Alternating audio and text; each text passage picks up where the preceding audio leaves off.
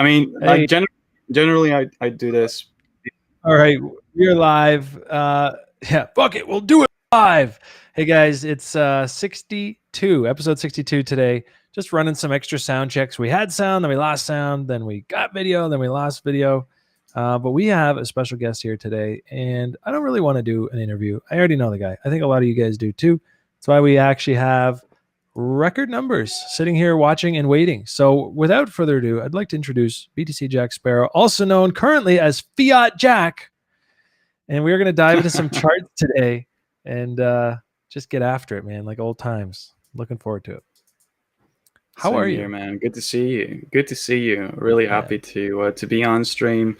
I'm super busy, super tired, which is a very good thing because that makes me sleep like a baby. And yeah, generally we kind of do this kind of stuff behind my desktop or anywhere I take my desktop, but I'm on my laptop right now, so that's why we had those little technical issues, I guess. Yeah, I can see you're in cozy mode, full Zen I'm in state. cozy mode. Yeah, I'm gonna have 3 more calls tonight, and I'm just gonna do it from my couch. Beautiful. Well, I'm so happy to have you on. I know you've been super busy, and since I started up this stream in early July, I said to myself, one of these days when I get all the nuts and bolts worked out and we just have a nice workflow, I'm going to reach out to you. And you're a tough guy to track down, so I'm happy to have you here live with me today. I know you've been working on a lot of stuff in your own life. Capturing.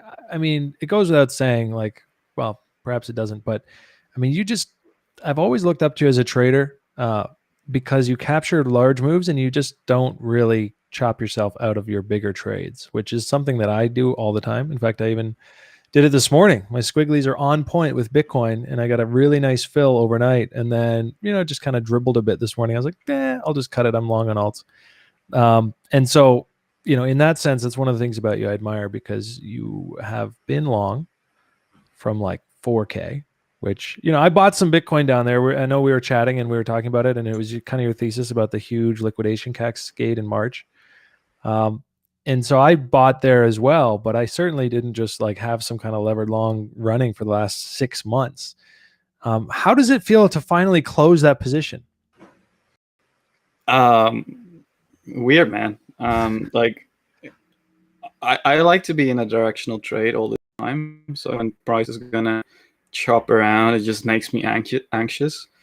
Like when the market becomes unclear where it's going, it's just this. When it's trending and it confirms it's trending, it's easy because you have an idea of where it's going, and you just need to check it once a day to see whether certain market structures you don't want to see broken break, and you want to see price to retrace in certain levels, and then you just add more exposure as the risk is actually lower because you just had a little dip. That's very comforting, comfortable. And then when it's doing what it's doing right now, it's like, Jesus, like, am I gonna miss out on a part of the next move? Which I hope I don't, but it's definitely possible. So actually, I feel a lot more comfortable when the market is trending and I'm in a position. I think I spend more time behind the charts when it's consolidating like it is right now, trying to find clues. And honestly, it's just stupid. Yeah, this is a tough market for Bitcoin right this moment because it's at this huge emotional level. I mean, there's no way it was in my mind going to just like chop through 20K without some kind of battle and uncertainty. And will it pull back? How far will it pull back? If it blasts through, is it going to go straight to 25K? Whatever. Like, there's just a ton of eyes on it, and it's a massive level, and it will break someday. I'm confident of that. So it's really just a matter of how best to play it, how to navigate it, how to position yourself so that you're not sitting through like a 2, 3, 4 month consolidation that takes you down to 13K and challenges your hands a bit. And there's a lot of regulation stuff coming around along self-custody, and how's that going to affect the market? There's a narrative there for some boredom into 2021 potentially. I don't know. It's gonna be tricky. Like, obviously, Bitcoin is becoming what we were saying it was going to become back in 2017 at a top when everyone was super euphoric. We were saying like adoption is coming and institutions are here. And yeah, I mean, they were, institutions were there back then in 2016. They were buying as well, like a lot less because the market was less liquid, a lot smaller. But now all these things we were talking about are, I think, are happening. Like Bitcoin is moving towards much larger financial adoption, and regulations are part of that. Without those regulations, some parties won't or can't join the market. So it's a good thing in the end, I think, to have those regulations, and people will make of that what they want, and they will create narratives. But at the end of the day, if that means that there's billions and billions and even potentially trillions flowing into this market eventually, I don't know whether it's a bad thing. Like, in Coinbase is going to play a crucial role in America in trying to navigate and steer the regulators into the right direction. And I'm not sure whether they're going to make the right decisions, but like the fact that that governments want to track your Bitcoin addresses and know like who they belong to and when they interact with central exchanges, I mean, like, it's not necessarily a bearish thing. Like, everyone who is in Bitcoin knows that Bitcoin is transparent, and eventually, if you want something else, go buy Monero. And even then, like, where are you going to buy and sell it? So that's the issue. And so I think it's bearish on, self-custody, which is what Nick and I have been talking quite a bit about. Nick's been diving into that.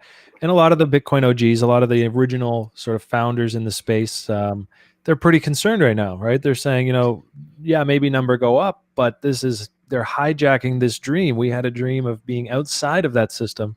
And that system is now coming in to sort of envelope us into their existing paradigm, which is, I mean, number go up, and I'm pretty keen on that. Like, I'm cool with that. I personally want to get a house someday, but here's the next narrative, though. Like, look at what's happening around, and a lot of people are laughing at me right now, which I think is great. We need that, actually. We need that. Like, when you come up with a narrative and a story, you need 90% of naysayers. But look at what Lightning has been developing. They developed Lightning Pool.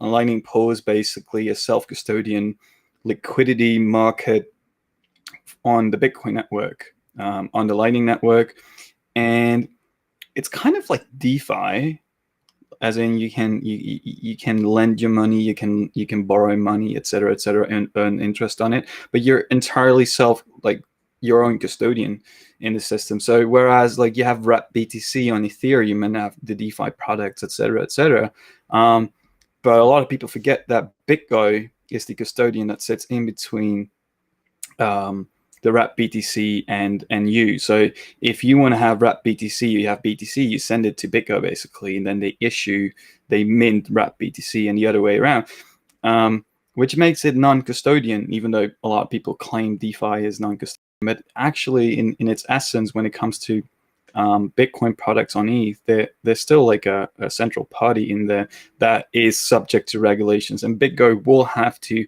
go and get a bank charter if the Americans are going to force that regulation, and that regulation is coming. It's not a question if, like, maybe they're going to adjust a few things.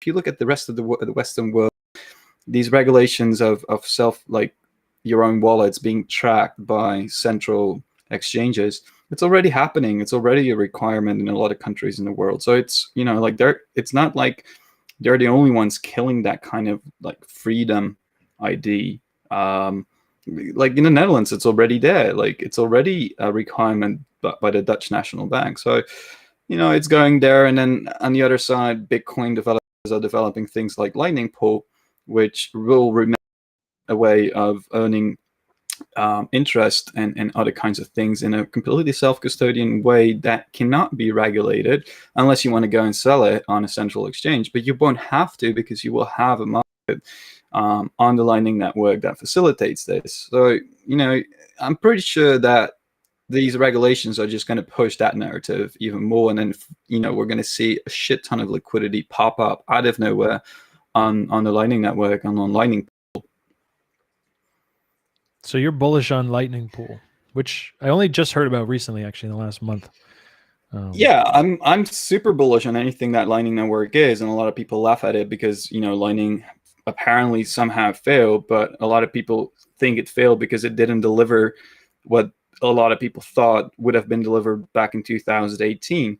But no one said Lightning Network was going to be ready by then. A lot of people are angry because Lightning was what was going to, back then the narrative in 2017, 2018 was that when Lightning Network is ready, it's going to push us to 100K. And that's still going to happen, but it just took 3 years to complete it. But right now there's a beta live on mainnet of Lightning Pool, which is literally a liquidity market on the Lightning Network, attached to the Bitcoin network, which is so awesome because it means that exchanges stop, they can start arbing their Bitcoins and their liquidity directly peer-to-peer in a super fast fashion that costs fractions of the fees that it costs on mainnet.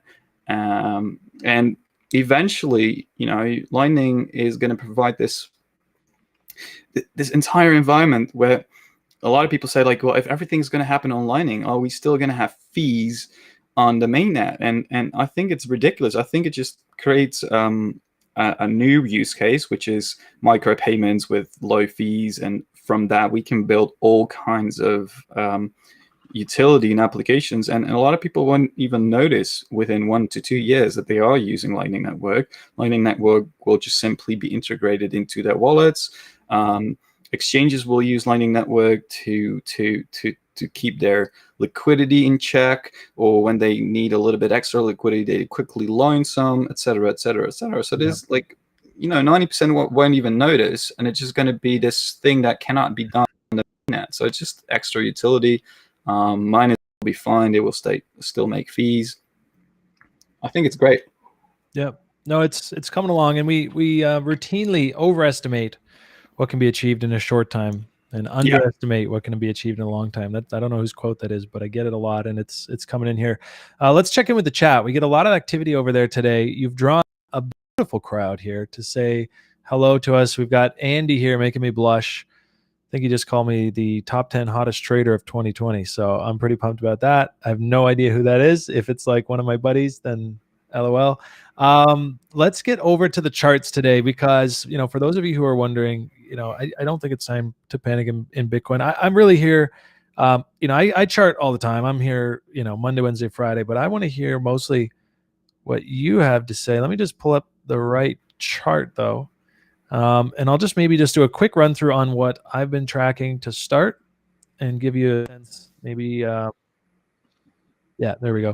So, look, first of all, we finally got the move today, and look at that. Not even a big move, but it's sort of the one I was waiting for to kind of continue this sort of what I call fib pong consolidation back down into the sort of 18,000s, but we've already just bounced here. So, but what does this cause in altcoins? Well, right here on Bitcoin dominance, you guys can see we are, smack dab in the middle of this risk on window. We've got a rising wedge on dominance, which, sometimes they break up, but typically after a big breakdown like that and then a slow, weak rising wedge, I would expect continuation. On the same token, and I actually want to hear your take on this, Jack, because I know you go back and forth between what you're bullish on the trend level, and I'm really bullish on Ethereum, I think, versus Bitcoin. I see it outperforming next year, and so I'd love to get your take on that. But what I'm seeing right now in the short term is consolidation here under resistance after that strong sort of double bottom came in here off the key support on ETH BTC. And now we're just kind of flagging here above the pump chaser zone, arguably bullish, but we're below resistance. So a bit of a sandwich shop at the moment. So I zoomed out to the weekly. You can see this uptrend forming. Dominance looks like it wants to trend down. So I'm really bullish on altcoins right now. I don't know if you've been watching some of the stuff I've been putting out, Jack, but yeah, I'm super bullish on them. The only thing that gives me pause is the Bitcoin weekly chart, because I look at that and my bear market PTSD tells me that I should be careful because everything might just be overvalued right now if that's going to roll over for a few months or weeks, however long that would be. I don't see Bitcoin rolling over for multiple weeks. Like, if we're gonna get a pullback, it's probably not gonna last longer than 2 weeks. So what do you see? Do you have your charts available today? I have know you're on the laptop. No, I have them available. I was actually just like trying to organize them a little bit because, you know, when we had all those technical issues, I had to close all kinds of windows all of a sudden. Yeah, all and your then tabs. Oh no. Well, take your then time with it. You know, no it's so funny because I had to restart the whole thing, and then I still haven't configured. This is a new laptop, by the way, so I still have to configure everything the way I like it. So it literally, like, by closing Safari, I just lost all my tabs. Like, but I got them back, so don't worry. Okay. Now, yeah, the one thing I love about Chrome is you can just right click and just be like reopen, close tab, reopen, close tab, reopen, close tab. I don't know if you knew that, but if you don't, now you do. So guys, we're going to be diving into, I mean, the majors first, because I think that is likely sort of your specialty, Jack, and that's something I want to know, you know, what your take is on it. You're heavy in fiat. I'm guessing your invalidation is somewhere around 20K. That's actually where mine is for my short hedge thesis. But my focus right now, as I put out in a market update last week, is really just altcoins versus Bitcoin. I think there's a window here, and how long it is, you never know. But I'm gonna tackle it. In, you know, as long as I can. We've got AXS possibly putting in bullish market structure today. That's one we were watching last week. Got Bell, tons of volume just poured in on that yesterday. Not as much on here. You can see it on the USD pair. Specifically on this 4 hour. Like, look at this volume. Just, that's significant. What's that about? This is a bullish throwback I'm actually interested in. So once your tabs are ready there, I'd love for you to walk us through sort of what you're seeing. Personally, I just think this is a tricky trade right now in Bitcoin. And, you know, one of the things that I was talking about earlier with somebody on a call today, it kind of reminds me of like when altcoins stopped being cool, right around the start of September. I still remember this day because Bitcoin dropped and nobody, like, I wasn't watching it at all on this move up. You know, Ethereum BTC was going crazy. Altcoins were going crazy. And nobody was really watching this. And Bitcoin just came in here and shit the bed and failed. And that was the end of alt season. And now, you know, alts have been dead for a little while now, getting roasted. Everyone's watching Bitcoin, and it's just got kicked into this consolidation. So, you know, is it time to look left and look at alts? It's kind of how I'm playing it, but we'll see. Well, I have a thought on alts. Yeah, I think I've got them loaded. Let me know if you see them. Yeah, John. Flip over. There you go. So for Bitcoin, I mean, if we just want to keep it as clean as possible, we just had this massive run, and honestly, I think that we go higher if Bitcoin is going to break out of this this consolidation zone. So this is a 3-hour chart, and literally for the last week, all the closes have been contained by this orange little box. I honestly think that we will make, I don't know, like a lot of people say that we didn't make all-time high. I'd say we actually slightly did. But if we can manage to go above this, like get to 20 and not see like a swing failure here and then come back down, then it's definitely going to go to 23. And I'm not sure if alts are going to like that.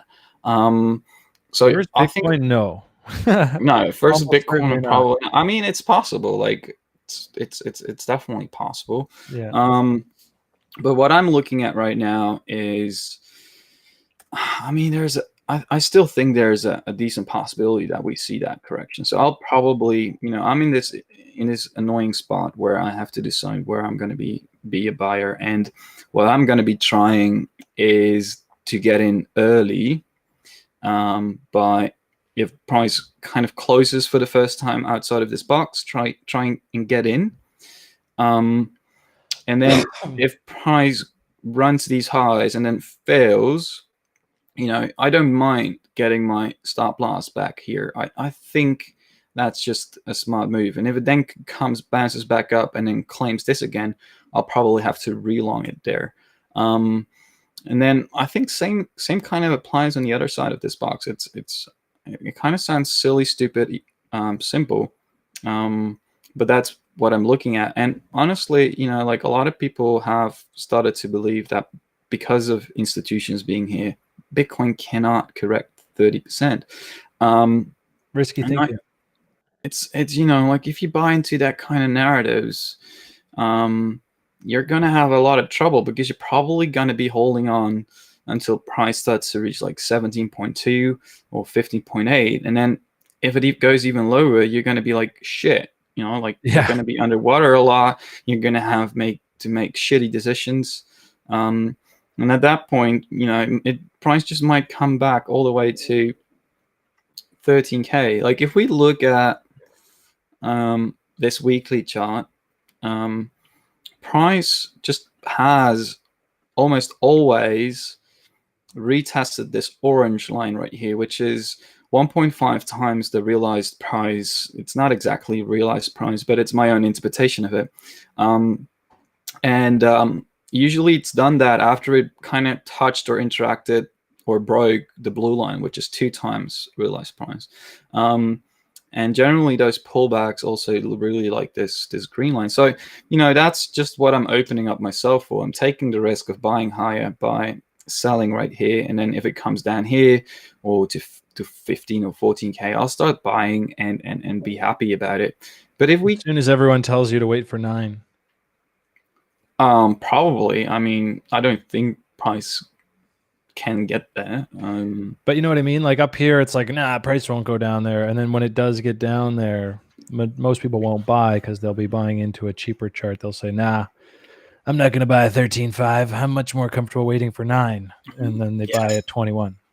Yeah, I mean, I have pretty much all my friends and family lined up for the lower 13, 14K range. So I hope that they're one of the few that will just, actually buy there. I mean, that's my sweet spot. That's the 382 of this entire move. I believe it's up to around 13.5 now, which would be totally perfect normal market behavior. And so in the meantime, while we're trading up in this range, I've got this sort of alt season lives here thesis. I really like that tighter range that you just presented though, because as I said up here, like in this upper range here, I need to start thinking about taking on short hedge positions.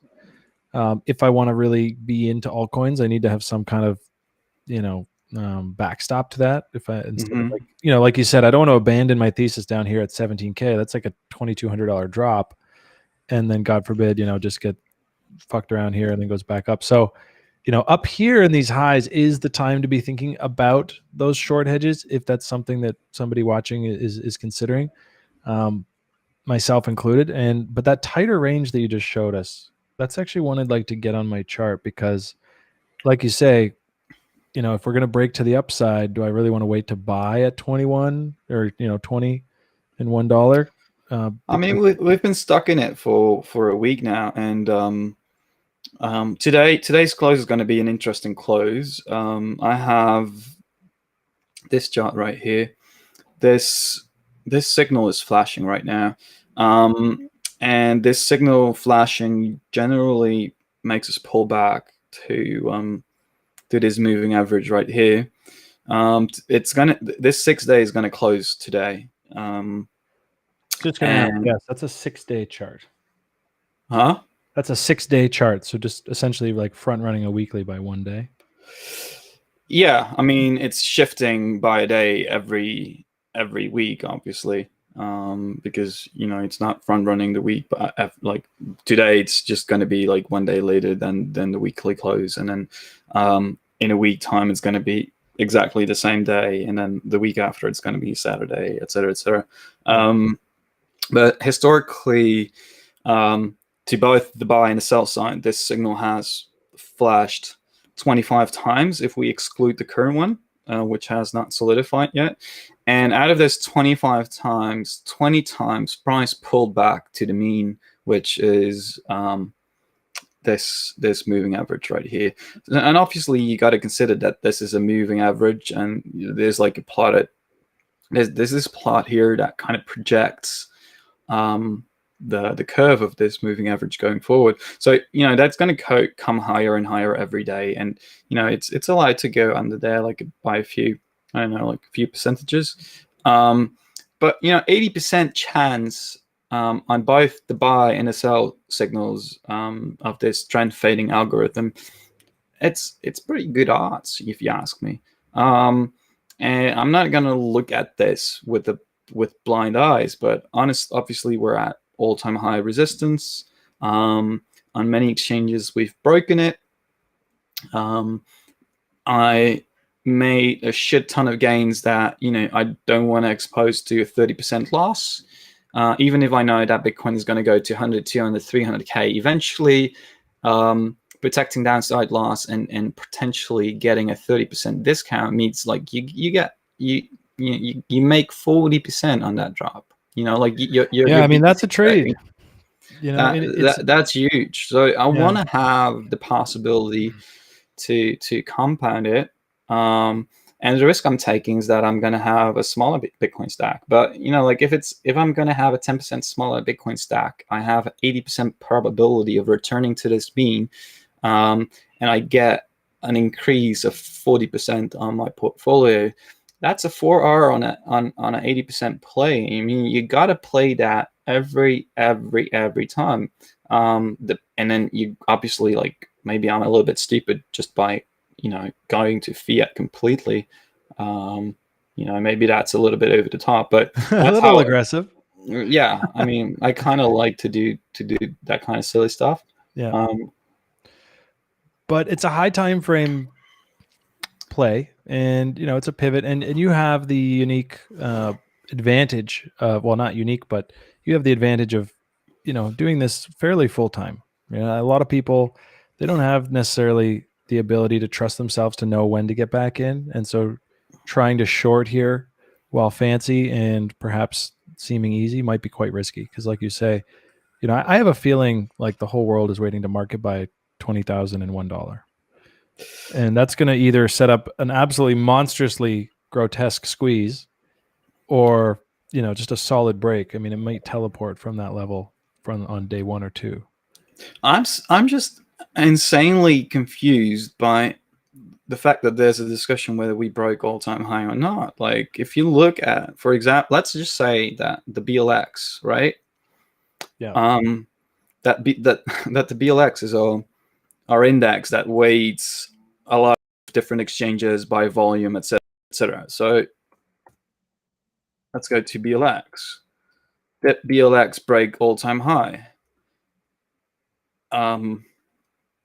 Yes, just only slightly. Let's see. This high is 19,764, and this high is 19,906. So that's $100 something difference. And if you look at, like, Coinbase maybe didn't, BitMEX maybe didn't, but a lot of other exchanges made new highs. Yeah, I think there was 1 or 2 that didn't and then did afterwards. Like, I was watching it live on the Binance chart, like on the 1 minute when it happened, and they definitely swept it, and there was just a tremendous amount of sell pressure the second that popped, which makes sense. I think it's just such a huge location, and the RR is definitely to the short side, so I'm not surprised to see a large number of people stepping in on the short side at that exact level.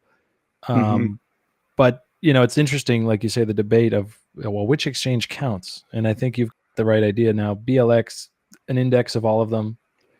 I mean, and it broke the high. So I know a lot of traders who are watching Coinbase more specifically, looking at the spot market, saying that that's a better indicator than derivatives, which makes sense.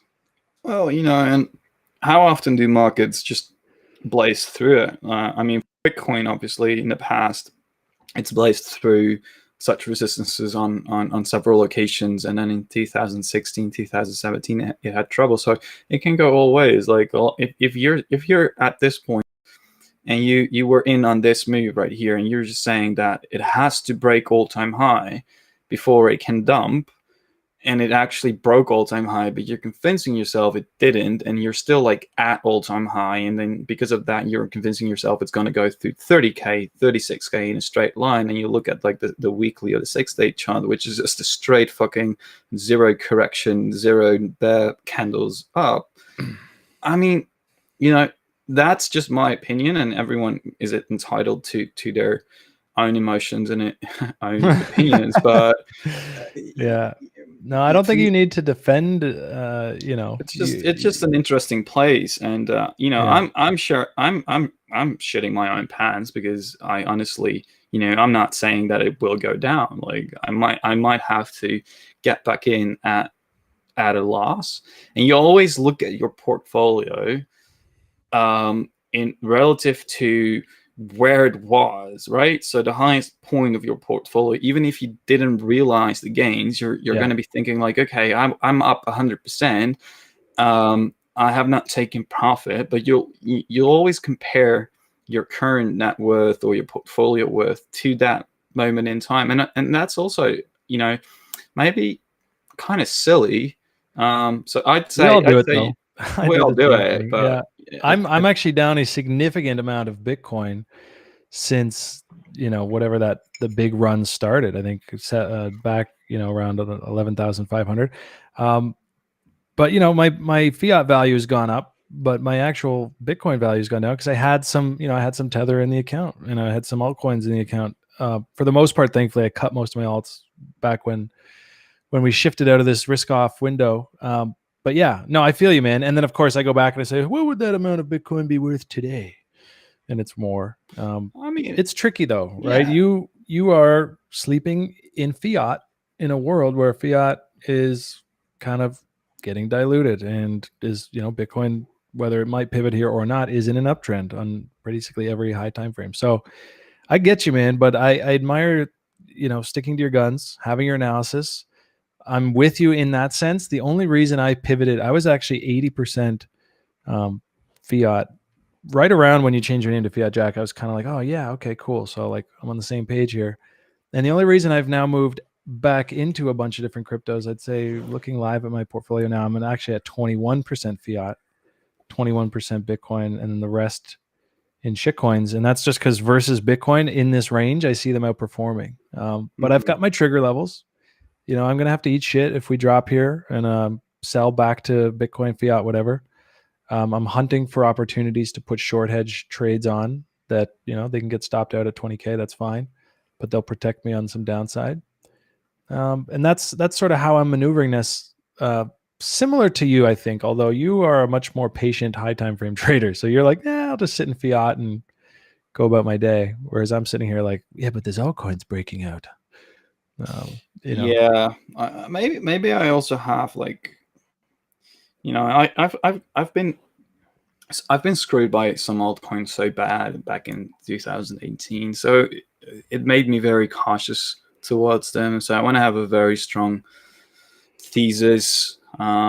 Usually been when I tried to get in, and I mean, I'll have a look at the ETH BTC chart in a little bit, but you know, I think I want to get long on ETH BTC eventually, but I'm not sure if this is the place, because like you said, like if Bitcoin starts to correct strongly here, there's going to be discounts everywhere.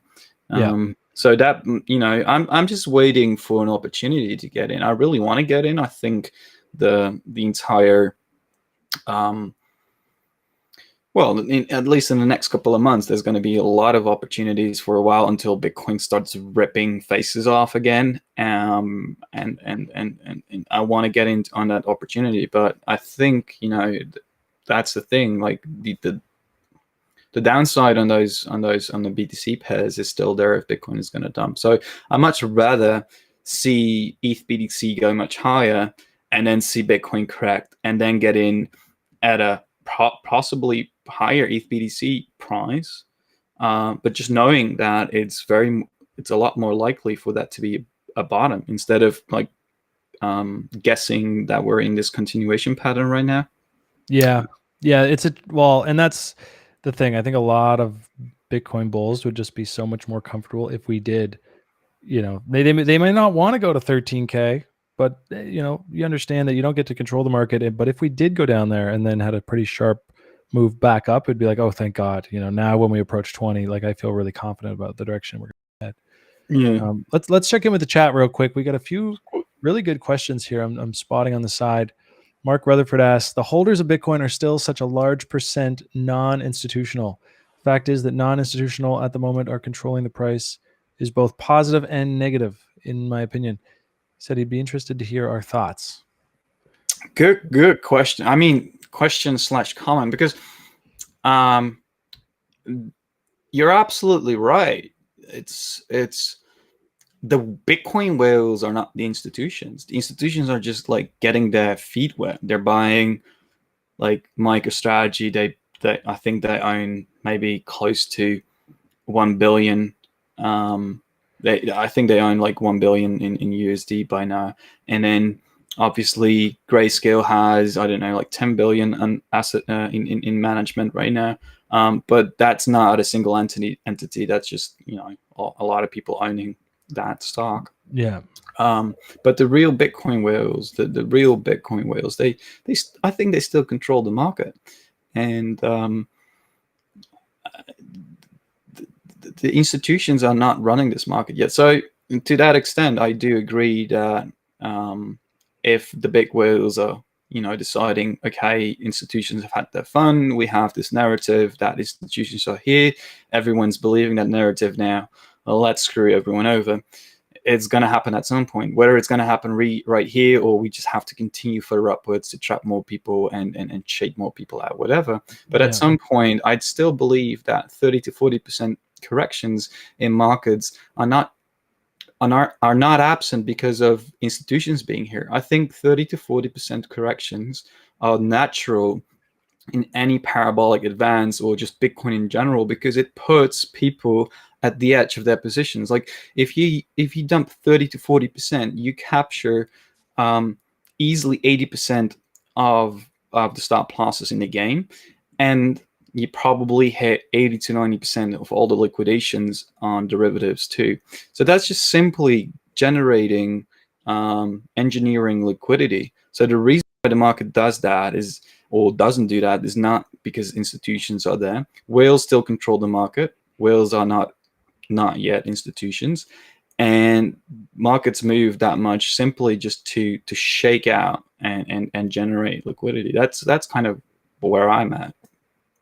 Yeah, and I've entertained the question this month of whether or not these legacy sort of BTC whales, as you say, not necessarily the institutions, but perhaps some of the early adopters that, the major miners, whatever you want to say, the guys who move this market, how confident can they be at this point in time dumping, say, 2,000 Bitcoin on the market? How confident can they be that they can get it back, just like old days, when they knew, like the 2017 retail bubble, like, you're going to get your Bitcoin back at that point, right? You're shorting it against people who will sell. The weakest of hands, mortgage my house to buy 3 Bitcoin at 20K in 2017. There's pretty high confidence at that point. You could probably buy it back cheaper, and they did.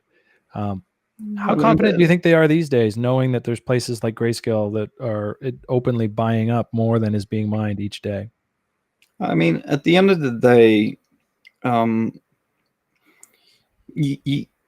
some of them are not even always interested in creating more Bitcoin, but they're just simply managing their risk. Like, and I'm not sure whether they're confident, but I'm pretty sure that if a big Bitcoin whale is just, or a couple of them start selling today, the liquidity in the market right now is so low. They need absolutely fuck all Bitcoin. Sorry, they need a little amount of Bitcoin relatively to move this market down or up at this point. And by they know that move is coming, and they kind of can, with their models, predict how much liquidity they're going to engineer off that move.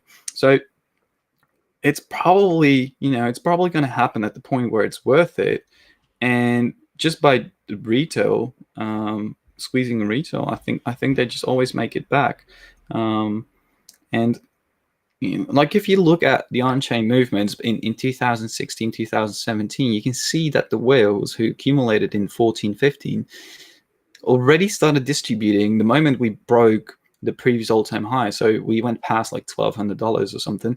And that's really where distribution slowly started to happen. They distributed all the way up. So you can have like vertical upward distribution, because their goal is to use the liquidity in the market. And they own so much by the end of the bear market that they need to use all of that time and manage their risk and make the market and take the market in a way where they eventually end up being able to actually realize the profits. And then hopefully by the end of all of that, when they start buying back, they have more Bitcoin. I guess that's their goal. But at the end of the day, they're trying to make dollars, truly. And maybe that's going to change once we really know that Bitcoin is going to be the future. But up until now, that was never guaranteed. It still isn't.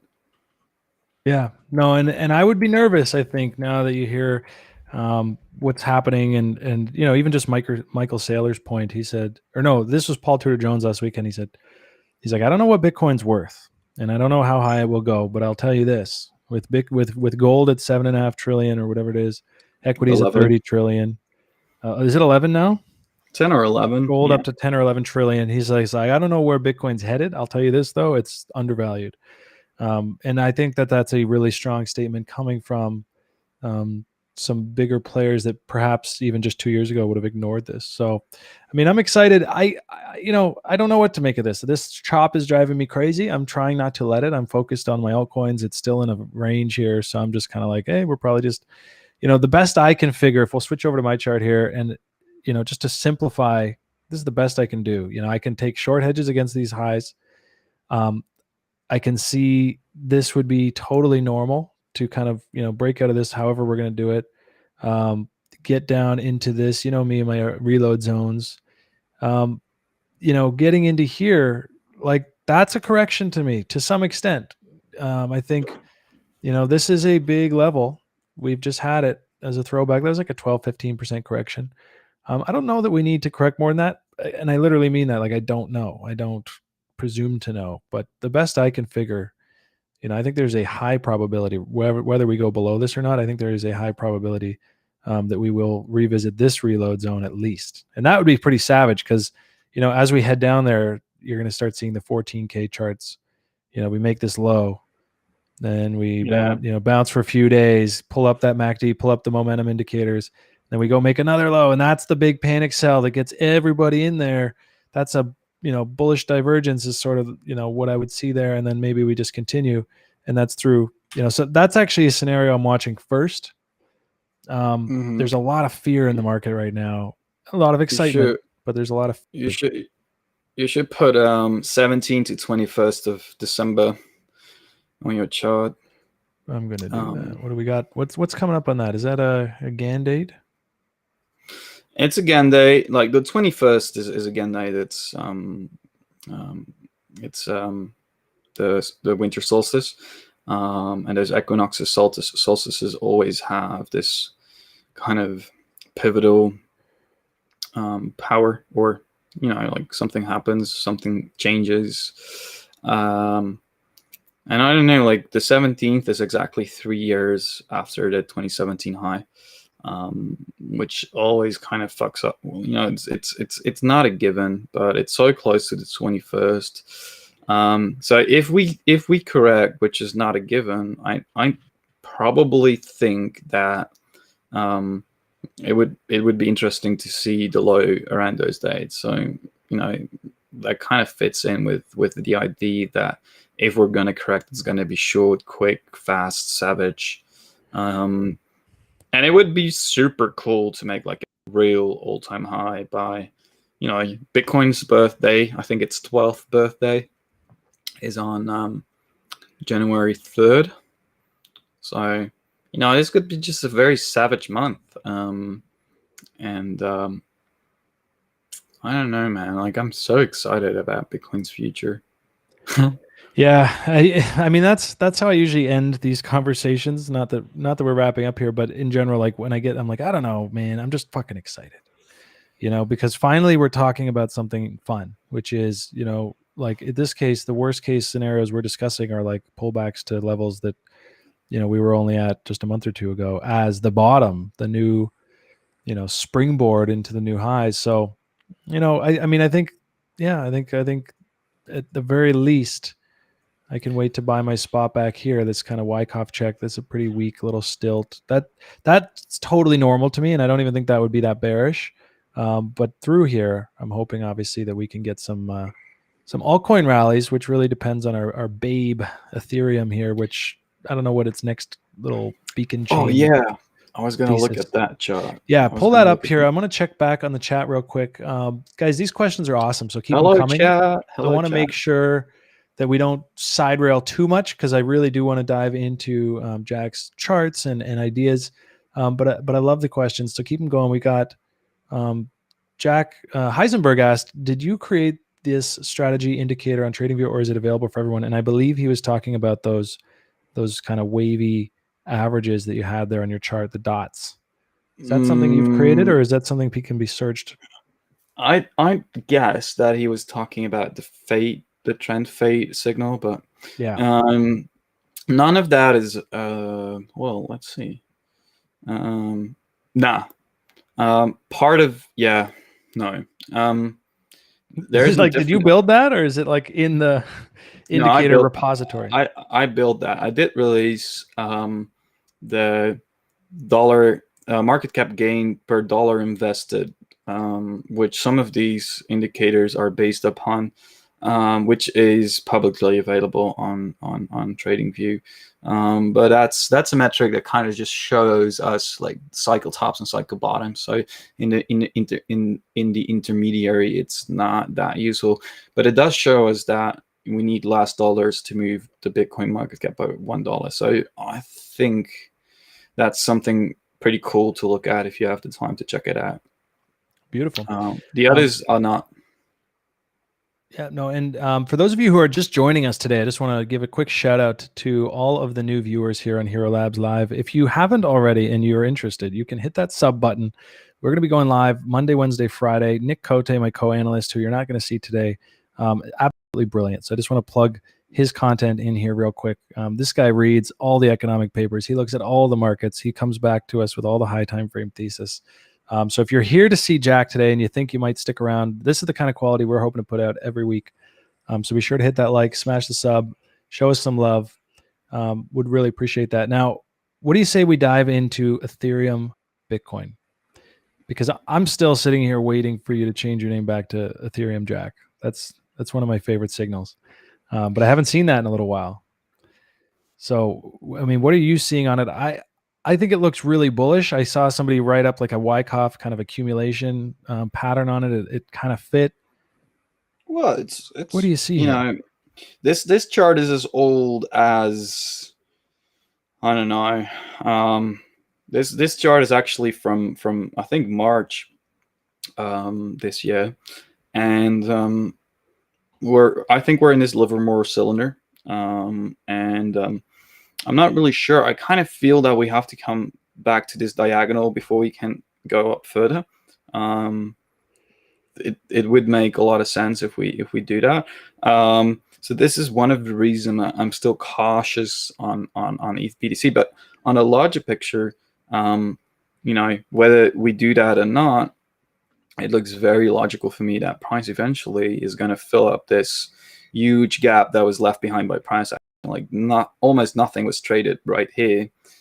So, you know, and if we're having a Livermore cylinder that's like 1, 2, 3, 4, 5, 6, 7, or 1, 2, 3, 4, 5, 6, 7. So then we go up here. Let me change that real quick. We go up here, we break out of it, and then it kind of still has like 8, 9, 10. So I'd say that, you know, it can at least go back up here, but nothing says it stops there. But you know, a 2x from this support, I think that's easily doable. That puts it at 0.05 to 0.06 at least. And then if you look at the you know, like if this was the bottom, and I think it is, and it might actually be continuation beyond all-time high, we can just easily expect price to, get back to the 0.618, 786. So, 0.08, 0.06, 0.05. I think that's where it's going to go. I'm just cautious that the bottom is in. If Bitcoin is going to dump, I think ETH BTC might actually come down here, test this kind of diagonal and the support, and then if Bitcoin recovers, I'm going to expect that ETH BTC is going to rally with it, and that's where I want to become Ethereum Jack, because I only become Ethereum Jack if ETH BTC is bullish as fuck and BTC is bullish as fuck, because you put a multiplier on your positions, and stacking BTC on ETH by buying ETH based upon analysis on ETH BTC is only cool if BTC actually appreciates and USD value too, in my opinion. No, that's a fair assessment. And I'll be watching that level closely. I actually had it on my chart from our conversation we had back during that little double bottom we just put in. I really like that spike up. I gotta say, that was a very convincing move off what I had written up as a key support. It kind of swept the lows and then just spiked there. Yeah, I mean it's a great entry if you think about it, and it's literally at a key level. So it could have been it. And honestly, I think that just as an additional analysis, I think that if you go above this block right here, then game's on. Then it's not going to test this anymore, and it might retrace a little bit here. But then I think every dip is for buying. At this point, the trend is still trying to figure out whether it's actually shifting. And if you look at it, just from a simple high or low perspective, some people really like to do that. You only had a low and then a high, and now it still hasn't confirmed a higher high or a higher low. So I don't know. It can go both ways, but long term, it kind of seems primed to go visit the two gray boxes, and maybe even all the way up to 0.08. Yeah, no, absolutely. It's definitely the stronger horse, I think, going through what we're about to see with the narratives around ETH 2.0 and I don't know, just the scale of it versus Bitcoin. I think it's got some catching up to do. I mean, Bitcoin just cracked its highs. Ethereum's not even halfway there. So I'm pretty excited about Ethereum on basically all these pullbacks, and just looking to position myself for what I see is next year. Do you ever look at Ethereum dominance chart? Alts versus ETH, or just it's dominance of Ethereum? Yeah, just the ETH dominance. If you maybe pull that up and just give us I'd be curious to see what you think of it just on first glance. I mean, it obviously looks really bullish. That's why I would ask. But if you just kind of look it up the same as you would BTC dominance, it's there now on TradingView. And I thought that was an interesting kind of addition. I don't know when they added it. It's been there always. Is it? Okay. So yeah, you can look it up for everything that's listed on CoinMarketCap. Okay. I mean, it looks like the ETH chart versus Bitcoin. It does, doesn't it? And that's, I mean, it's pretty logical, because it's the two. It's the two biggest. It's the two biggest assets outside of stable coins in the space. So yeah, I mean, they're gonna look like each other, but this actually looks a little bit different though. I mean, that level we just double tap just looks so good. Yeah, I love it. It makes me bullish. And this kind of speaks, it's obviously versus Bitcoin, but it'll also encompass other altcoins. And as they start to grow, who knows how much of the market share Polkadot will take, or XRP if it keeps doing its thing. So you have to keep that in mind. So it's a slightly different look, but I agree. It's going just like BTC dominance tends to be like an inverse to ETH BTC pair. I'm excited to see when that shifts. I mean, we might get a third and fourth player in here that tries to pull out of the shitcoin space or the altcoin space. I got a good question here. One that I'm dying to know as well. Antonis 273 has asked, favorite altcoin in terms of fundamentals, not really caring about short-term price, but and I guess we should try to exclude Ethereum because I think it's fair to say if you had to pick one non-Bitcoin, that's probably the strongest. What are you looking at as sitting there with your fiat? One of the things I always thought is like, yeah, I want to get some Bitcoin, but do I think I can find an altcoin versus USDT? Because a lot of them have USDT pairs. They didn't in 2017. That's an important distinction. How can I deploy into the market, maybe in the lower range of a chart, because Bitcoin obviously looks kind of overbought? Well, I'm the wrong guy to ask, because like I've really focused my strategy around trading Bitcoin, and then when majors look very clean, I try to go big on them. So a lot of people are addicted to altcoins because they do like 5x, 10x. Yeah. But if you think in risk management terms on some of those altcoins, like how much size can you get if you respect risk management? So when you're not gambling, but literally just and obviously there's a lot of place to be gained if you really take the time to dive into the fundamentals and understand the development of fundamentals in the space. But generally, if you look at altcoins, there is literally no altcoin that has outperformed Bitcoin on a larger time frame. So to me, altcoins, they just stay, like either you get in on the seed level, so it's an investment, and you pay developers, and then they develop something, and then they create hype, or you create hype, and then you sell it to whoever wants to buy that hype. And then long term, I don't know, I would not be comfortable at all to hold any altcoins long term, even Ethereum at this point, because I'm not sure about how the whole ETH 2.0 thing is going to work out. But I'm just not confident. And one of the reasons is because this space is moving so fast. Like you can have something groundbreaking today, and then next month someone else is going to create something that does the job better, cleaner, faster. And then it's going to be a change in who owns, or who's the best, or has the biggest market cap, or the best marketing, et cetera.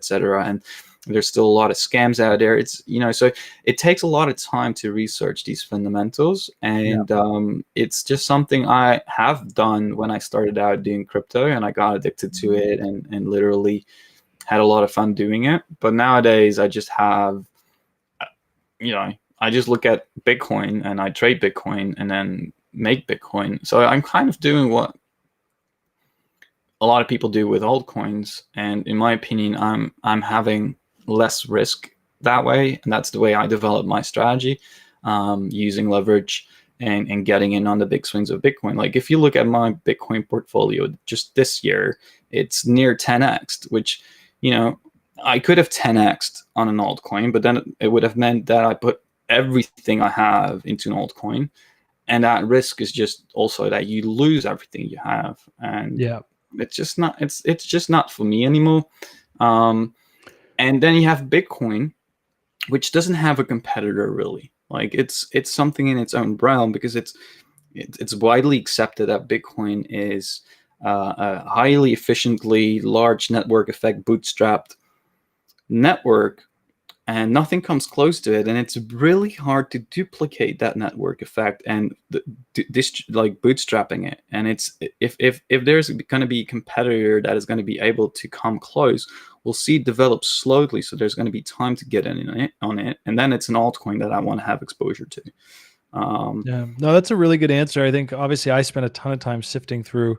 One of the things I've learned, and anyone watching maybe for the first time, just take a look at this chart. If you haven't already and you do like trading altcoins, please pay attention to the seasonal windows here. I better pull it up or it's not going to be very useful. Because much like what you're saying, Jack, these things are, what do you want to say? Like they're fleeting. The hottest coin of last month is down 85% this month. The hottest coin of next year is one of 6,000. We don't know yet. And so while I'm obsessed with pre-sales because I like the idea of whatever I'm going to get, I'd like to get it 50% off everyone else. That just makes good sense. I have no more illusions of necessarily holding longer term on these if, say, Bitcoin is rallying through this risk off window. So for those of you who are just watching for the first time and you appreciate what Jack says, but you're saying, you know what, I'm still going to speculate on these. I would encourage you to start learning basic trend analysis, which we teach here on the show quite often. And also just take a look at this dominance chart, because when Bitcoin dominance is trending down, that's really a function of altcoins going crazy, looking good, and vice versa. And it was a clear as day signal here mid-September, although there was some earlier signals as well. And that was just like, okay, get out of altcoins, let's get into Bitcoin. So this has been a bit of a weather gauge for us. Now, I know that I still think of you every time I look at Ambrosis. that poor chart, that poor chart. And such a fucking scam. I know, and I can't figure out why it keeps going down until I finally just realize that it's their inflation. I think they just have like insane, like those nodes are really valuable because they keep kicking out more Ambrosis, but then it's sell pressure and like, oh my God. So this thing is just teasing the lows. I actually went to think about buying some the other day. I was like, nah, like there's strong things that are trending up, so I'll wait. But Storecoin is another one that I believe you were in some pretty early seed rounds. How's that coming along? Well, Store, it's no longer Storecoin. It's Store now. They're trying to solve cloud computing as a decentralized autonomous network of cloud computing. So they're really trying to go sit in between what crypto is and what, for example, Amazon Cloud is. And I can't say a lot right now, but they're working with some very interesting parties. Some very interesting things are being written. I hope they're gonna make it. Like, it's always the question with these things. Yeah. But the way the team currently is lined up, the advisors and partners that are involved, it's promising. And they're gonna hit make or break pretty soon. I think they're raising some money now, which they'll need. They only raised like a couple of millions in the last 4 years, so they're gonna have to get some new money, and I think it's lined up pretty nicely with a lot of inbound interest coming in right now, and I think that we should be able to see some nice listings in Q1. And see the token launch, and I don't know, like it's their roadmap is long, and it's going to take a while before they will be able to do everything they claim to do. So it's an investment. I got in pretty early back in 2017, and I'm just patiently waiting. Like, my time horizon on it is 10 years. And I think they'll need the full 10 years to really achieve what they're trying to achieve. But they're, like, theoretically right now, based on their research, they could probably match 1.85 times the cost of Amazon Cloud. This is the biggest challenge. Like, EOS, for example, tried to do the same, but they're like, I don't know, 400,000 times more expensive to do the same thing. When you do it like centrally on cloud service of Amazon, and you need to get that price down to make it beneficial, and have the use of applying cryptography and decentralization and governance to cloud computing network, to make it profitable for all the parties involved. So if they can manage that, then they're going to be a huge hit. And if they don't, they won't. But I don't know. We'll see. Like, I'm patient. I think we're going to see some huge listings in Q1, and then then it's going to be a lot of hype, and maybe there's going to be even like some IEOs. So I'm just patiently waiting and seeing until we actually see something come to fruition. Beauty. Well, I know we are getting near the top of the hour, and you've got a few other things lined up, and it's getting late over there in Dutch Town. So we better flip back to the studio here. For those of you who are watching, we still got a nice crowd here, and I've actually, outside of a 2-minute break, I just need to use the bathroom. I'm going to stick around and we'll do some altcoins here, and really just dive through whatever charts you guys want. I'd say I got another half hour, 40 minutes in me if needed. So for those of you who maybe had some questions here that I didn't see or get to, sure, most of them were for Jack, but if not, stick around, because once we wrap up here with Jack, we'll take a 2-minute break and I'll come back on and we'll go through some altcoin charts and really just what I'm seeing right now. I've done a big scan. I've got some ideas. And as long as Bitcoin holds these ranges, I think we're going to get another couple of good weeks out of them. So with that, I think I better wrap up this portion of the live stream. Is there any final thoughts you want to leave us with? I mean, we got a pretty good TLDR of your sort of plan at this point as Bitcoin breaks up or down? I mean, my tip if Bitcoin is going to correct is to really analyze where the liquidity pools are on the major exchanges. So count Finex, Coinbase, Binance, BitMEX. I think it's going to give us a lot of clues right now as to where the levels are that there's going to be interest, and there's some very interesting liquidity pools lined up on Finex that line up exactly with my target analysis for bottom. So that's like the minute I saw that, I was like, what?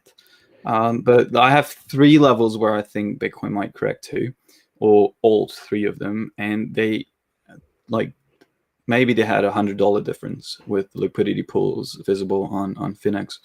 So So clearly other people are seeing those levels as well and getting those bids in place ahead of time, because typically these kinds of bull market corrections tend to happen pretty fast, aggressively, and they don't stick around very long. Yeah. Well, I got 2 more calls lined up, but it was very lovely to see your face again and get on here. And I sincerely hope I'll have more time for these kind of fun things, because I love doing them.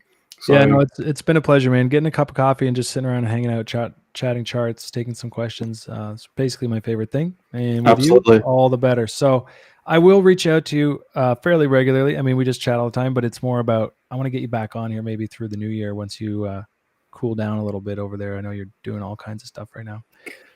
But until that day, I really appreciate you coming in, and look forward to seeing you again soon. Peace, man. Cheers. All right. Take care, brother. Okay, ladies and gentlemen, I will be right back in about 2 minutes. So I'm going to get the producer to flip us on to our waiting screen. Just going to run to the bathroom real quick, and then let's dive into some charts, the nitty gritty. Get your requests ready, and I will do some.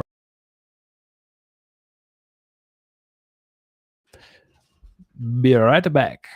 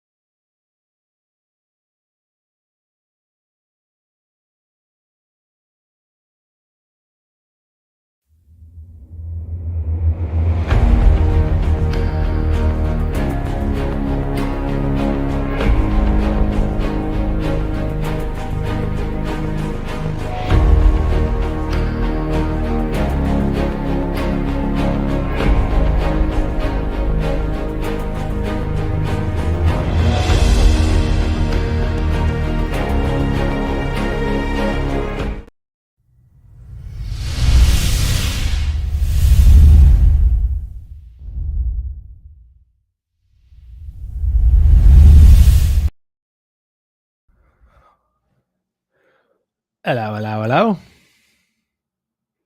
Boom. There he is. Okay.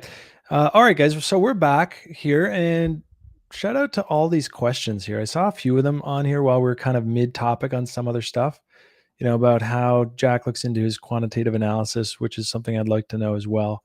So I'll be sure to follow up with him, perhaps even in DMs, and just get some insight in that, and can kick it out on our Twitter. So if you don't already, follow us at Real Hero Labs. That is REAL, Hero HXRO Labs. And myself, Random Task 555 on Twitter. And yeah, so let's dive into the charts, guys. I'm going to switch over to my screen share. There is a lot to see. And while overall, I tend to agree with his take on sort of, look, he and I are different kinds of traders, right? So he'll see high time frame trends and just position himself. And I distinctly recall the conversation we had through this, where he said this is going to get ugly. The first people who buy the dip are going to get liquidated. We're going to have an absolute, nuke down. And that was before the coronavirus scare. So when I said this was caused by coronavirus, he's like, nah, it was already there on the charts. And then he positioned himself fairly aggressively because in this moment, not feeling the fear because it was part of the plan. It's really just a Wyckoff check of this breakout level, which is actually one I had been watching from a year before. But after this, I thought, oh, we probably won't see that again. So I was wrong. I got long on this little retest of the lows here, bought some, didn't go all in because I'm very cautious, perhaps too. Point being, Jack caught most of this in a leverage long and closed it. And so he's kind of been sitting out and wait and see. And through all this, I did all kinds of shit, right? I didn't have like a very strong thesis to sit through. I was trading some alts, I was trading some Bitcoin, I was shorts, I was long, I was all over the map. At this point, the trend is up. It might be reversing. We have no confirmation of that. Right now, we have a consolidation near the highs. For now, I don't know that that's going to break out anytime soon. I think everyone is waiting for the next violent move. And typically, as I say a lot, when you get these strong, violent moves at the top or bottom of trends, it kicks the market into a consolidation. So what I see right now, and while this is consolidating, while Bitcoin dominance has started trending down, and is now showing sort of a rising wedge, which to me speaks probably like 60-40 to continuation, maybe a little higher. And then you've got Ethereum, Bitcoin kind of consolidating as well. Which way is that going to break? I don't know that it needs to necessarily break up for all coins to do well, but it certainly never helps or never hurts. There's definitely a case here where we could end up, pulling back, having a little retrace. I mean, this is the pump chaser zone. This is sort of your first stop. If we break through that, I would be looking into this reload zone to get into some longs with my sort of ETH Bitcoin pair. But this is really more of a proxy the way I trade it. What I'm really interested in is, is it alt season? Is there going to be some altcoin rallies? And for that, I think it's best to look at some of the hottest names right now. So YFI, taking the world by storm, came out hot, starting to move the needle for the DeFi space. It's looking really good versus Bitcoin right here, right? Put in a double top here, but it hasn't confirmed. So really it's just sort of resistance. If it broke below here, different story. Right now, consolidating looks really good. There's a few others that are catching, I know there's a high emission on this one, but the volume's coming in. And CRV, getting some bullish news. Whoops.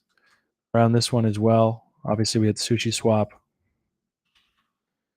Take a quick look at, right? So, I mean, I look at this chart and I just think, holy shit, that looks so bullish. And so I want to stop sitting here asking permission from Bitcoin. Can we have a little bull run here? Bitcoin just cracked its all-time highs. Alts have barely moved. So is it their turn? I think so. And I plan to trade it. And I don't really want to sit here all day waiting for the next big breakout. I mean, you can see here I've been playing a little fib pong, long, short kind of stuff.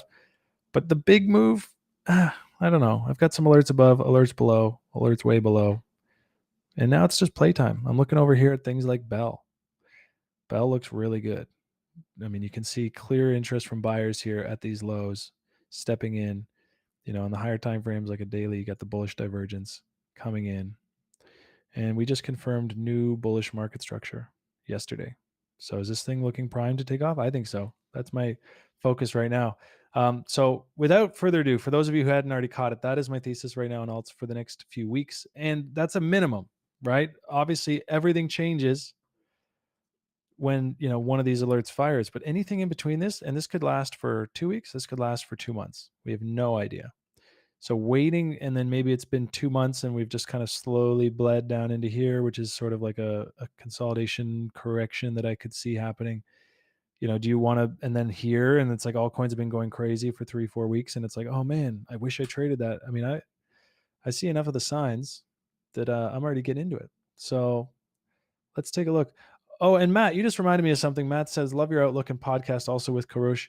That reminds me, I actually just got confirmation today that Karosh AK will be on stream, much like Jack was today, for our slot next Monday. So if you guys are interested in catching up with he and I, we'll be on here next Monday. Mark it on your calendars, 2 p.m. Eastern time. So without any more delays, I'd really like to just dive into your guys' ideas on altcoins, and I'll try to give it my take on it. Let's see which chart. I guess I can do my Binance BTCs.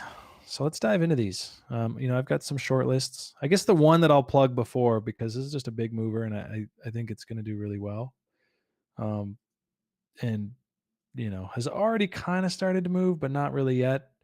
Just keep an eye out for HBAR, Hedera Hashgraph. I mean, they partnered with Google. I think they're doing something fairly huge. I see it as a $1 billion market cap next year, and it's somewhere in the 200 million. So just one that I'm watching, and that is actually long on it versus Bitcoin down here with this breakout, buying the dips. So keep an eye on that.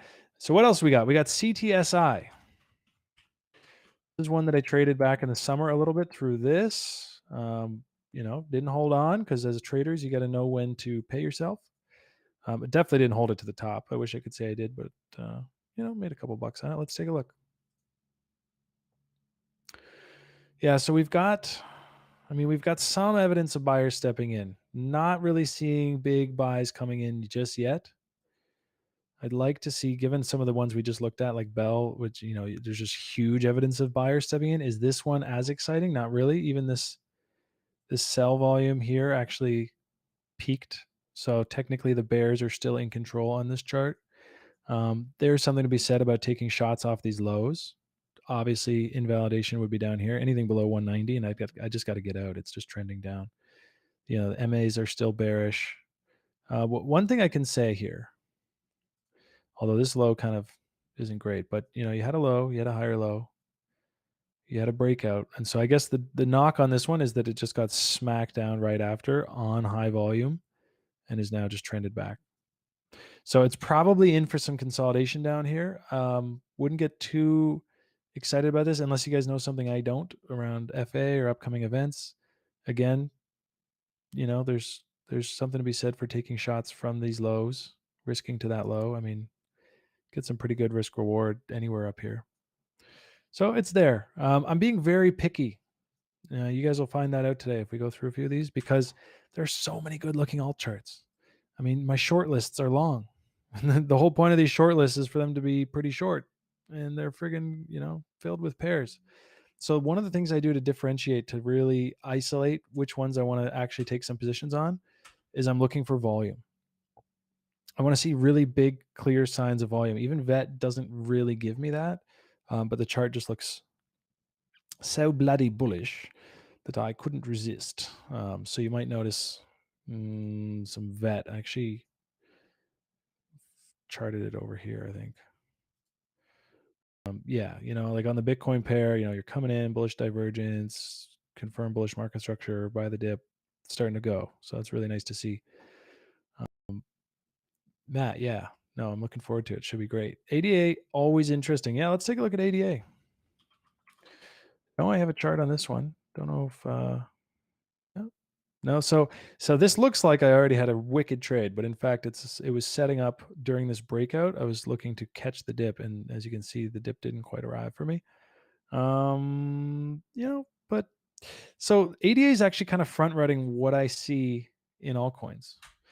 So let's take a look at that. Let's dissect this a little bit, because one of the things I want everyone to kind of keep in mind is that big nasty, beautiful altcoin rallies, they don't just come off of like little bottoms like this, right? This big consolidation took really from the lows of August 2019 to the big breakout was May 2020, almost a year.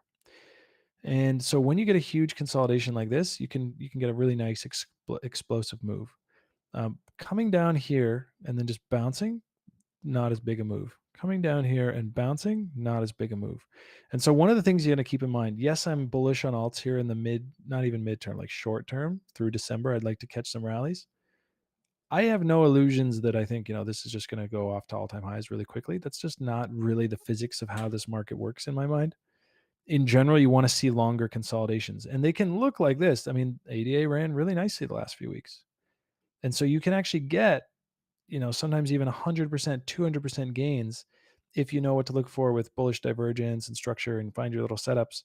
But ultimately, I'm not carrying these long term necessarily from here. I am looking for this kind of a move, and then who knows, pull into the little reload zone of that, and then chop, and then this, and then chop, and then this, and that's how you get that sort of mature looking bottom formation, sort of like this. I mean, look at this. This was January, February, so that's a 1 month uptrend followed by 1 month downtrend, almost 2 months, followed by, right? And so through that month, you can imagine a lot of people were saying, that's it, this is the bottom, we just broke out.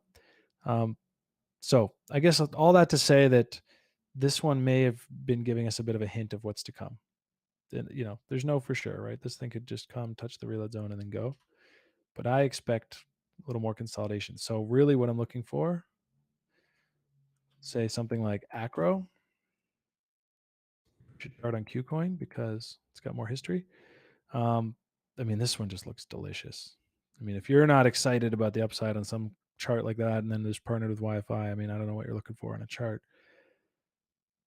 But I don't know if it's going straight to new highs. I would guess that it's going to be like bearish retest, pull back a little bit, and then crap out for a bit, and then next year.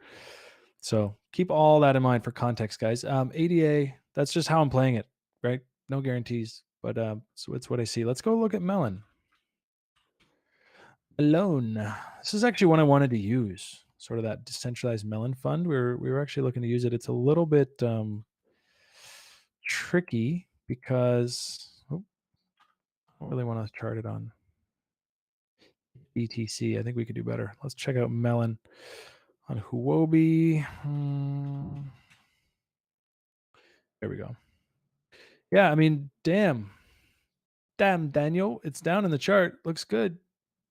As far as location, the moving averages are starting to cross over. For anyone wondering, the EMAs that I use are the 12 and the 26. They're a lot faster moving, so you get advanced signals, but the downside is you get more false signals, right? So a 50 crossing like a 200 is perhaps a stronger signal, but by the time you get it, you've missed a big rally. So I tend to use faster moving ones. I use the 12 and 26 for anybody who's interested. Let's take a look at this. Let's dive in. Yeah, I mean, this does look good for a second leg here, and I'll show you what I mean by that. So, drawing up this off the bottom, trying to catch a bottom to me is a fool's game. Let the bottom come in, right? Let that impulse come in, then draw up the fib and catch the retest, because they come in like clockwork, like almost all the time and on every time frame. Without getting sidetracked, I'd say I'd show you one from the weekend, even on the 15-minute chart. Everything was dumping on Friday. Oh, hell. Let's do it, because this is the kind of shit that, I mean, so valuable once you figure this stuff out. So let's go look at the Friday dump. Was it here? Yeah. So Friday night, right? AXS is one we've been watching. It's been looking really good. Rolls over. Okay, cool. Coming back in. First of all, right into location. So, you take the low, you take the new high, and then you just think, okay, I'm going to start hunting longs down here. But on Friday, things were looking pretty bleak. They were falling fast. And you can get caught trying to buy this dip aggressively, just saying, ooh, long, long, long, long. But you don't know where that bottom is. Let it come in. Wait for it. Because once it bounces, you will get that retest of the lows. And go figure, you can use the fib for that too. Start buying these. Okay.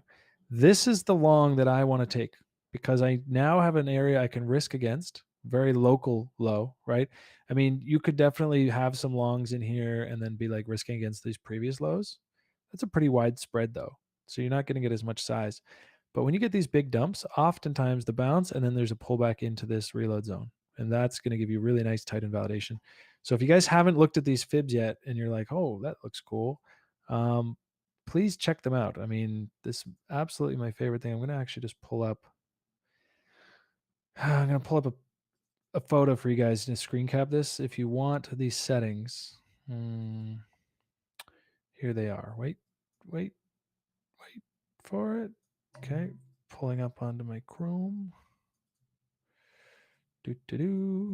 Okay. So you can pause or screen cap this later, but these are the settings I use for fib extension and fib retracement. So if you're a first time viewer today and you're just like, oh, that's interesting, I want to play with those are your settings, and you can actually save them on TradingView so that you have templates, and then you can just go to different ones. So, I've got my extension. So for anyone who didn't already know that, now you know. And that's how you want to get long. That's how I get long on these things. So let's go back now to what we were talking about. What were we talking about? Oh, yeah. Melon. Pulling up the melons. All right. So same kind of thing, right? Yeah, it's trending down. Who the hell knows where the bottom is? If you tried to buy this one, you got stopped out. If you tried to buy that one, you got stopped out. If you tried to buy that, you got stopped out. Oh, look, impulse. Now I have a structure to work with. I can draw this fib up. I can start buying along this reload zone. I can start getting that, nice frame of reference where I can now risk to the new lows. And it works in many ways. Arguably here on the 4-hour, for those who didn't, okay, so you didn't have that set up, you missed it. Okay, well, look, the 4-hour just put in fresh bullish market structure. So there's something to be said for tightening a little setup here. So now that you've got that fresh little breakout, okay, I'm hunting here. I'm stopping out here, right? That's one way to zoom into this and get some action if you just say miss the higher time frame. Obviously, these levels are much stronger than for longer term positions. That's what you want to look at. Let's continue here. Quick take / long take on Melon. Let's fly over here. Yeah, AX. What's up? Oh, we got Nick in the chat. Yes. Good to see you, brother. God, you might as well just jump in the stream here. But we got, let's see. Got me all flustered, Nick. I didn't know you'd be here today. Let's see. We got ADA. We got sushi. Yeah. Okay. So sushi, I already talked about. It just looks really bullish. It's not in a place where I can long it, with my strategy, the way that I was just talking about. It's kind of making new highs. Let's see where this extension, but doesn't mean maybe someone's asking because they're already in it. They want to know if topped. I mean, I'd say at least this thing's got to likely at least get up here. That's where I'd be taking my first profit if I was trading this from perhaps this consolidation, which I actually was, but yeah, I closed it. It was a pretty big position, and I just kind of closed it fairly quickly in the profit that I had, and perhaps should downsize so I can actually hold through to my own targets. But either way, this thing, yeah, first Bitcoin, sure. I've been charting a lot in USD terms, but yeah, I would say fib extension up to here looks good. Chaos is going to give you a much juicier target for anyone who really wants to ride this thing. So that's kind of capturing the velocity that you can expect from this kind of a consolidation from this low to this high, and it kicks out 4.669. These things hit a lot. So that's probably like a blast off level and even the higher one. Lots of things in store. I mean, zooming out on this chart, it just looks so good. Nice slow decline in here. A lot of drama with the protocol. Oh, look, we're partnered with Wi-Fi. Hey, all their swaps are going to go through SushiSwap. Boom. Growing volume, growing volume. I missed my bag already. Might even get a long in here somewhere, but I don't see one today for myself from this level. If that makes sense. You know, you can be really bullish on something and still just say, well, I can't buy it because I don't know where to frame my risk. But if Bitcoin, you know, decides to crap out into this reload zone or even break this range EQ and we start visiting down here, oh yeah, I'll be looking at dips, and Sushi's one of the ones I'll be looking at. It's on my short list. Let's move on to Aave. Aave versus Bitcoin is at sort of a key resistance. So I'm not surprised to see it consolidating here.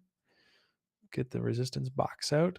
You know, this is where the top came in earlier, right? You had the high, bounce, lower high, breakdown. That's confirmed bearish market structure once it broke this level. And then the bounce is really just for shorting. And so we're back to that breakdown level now.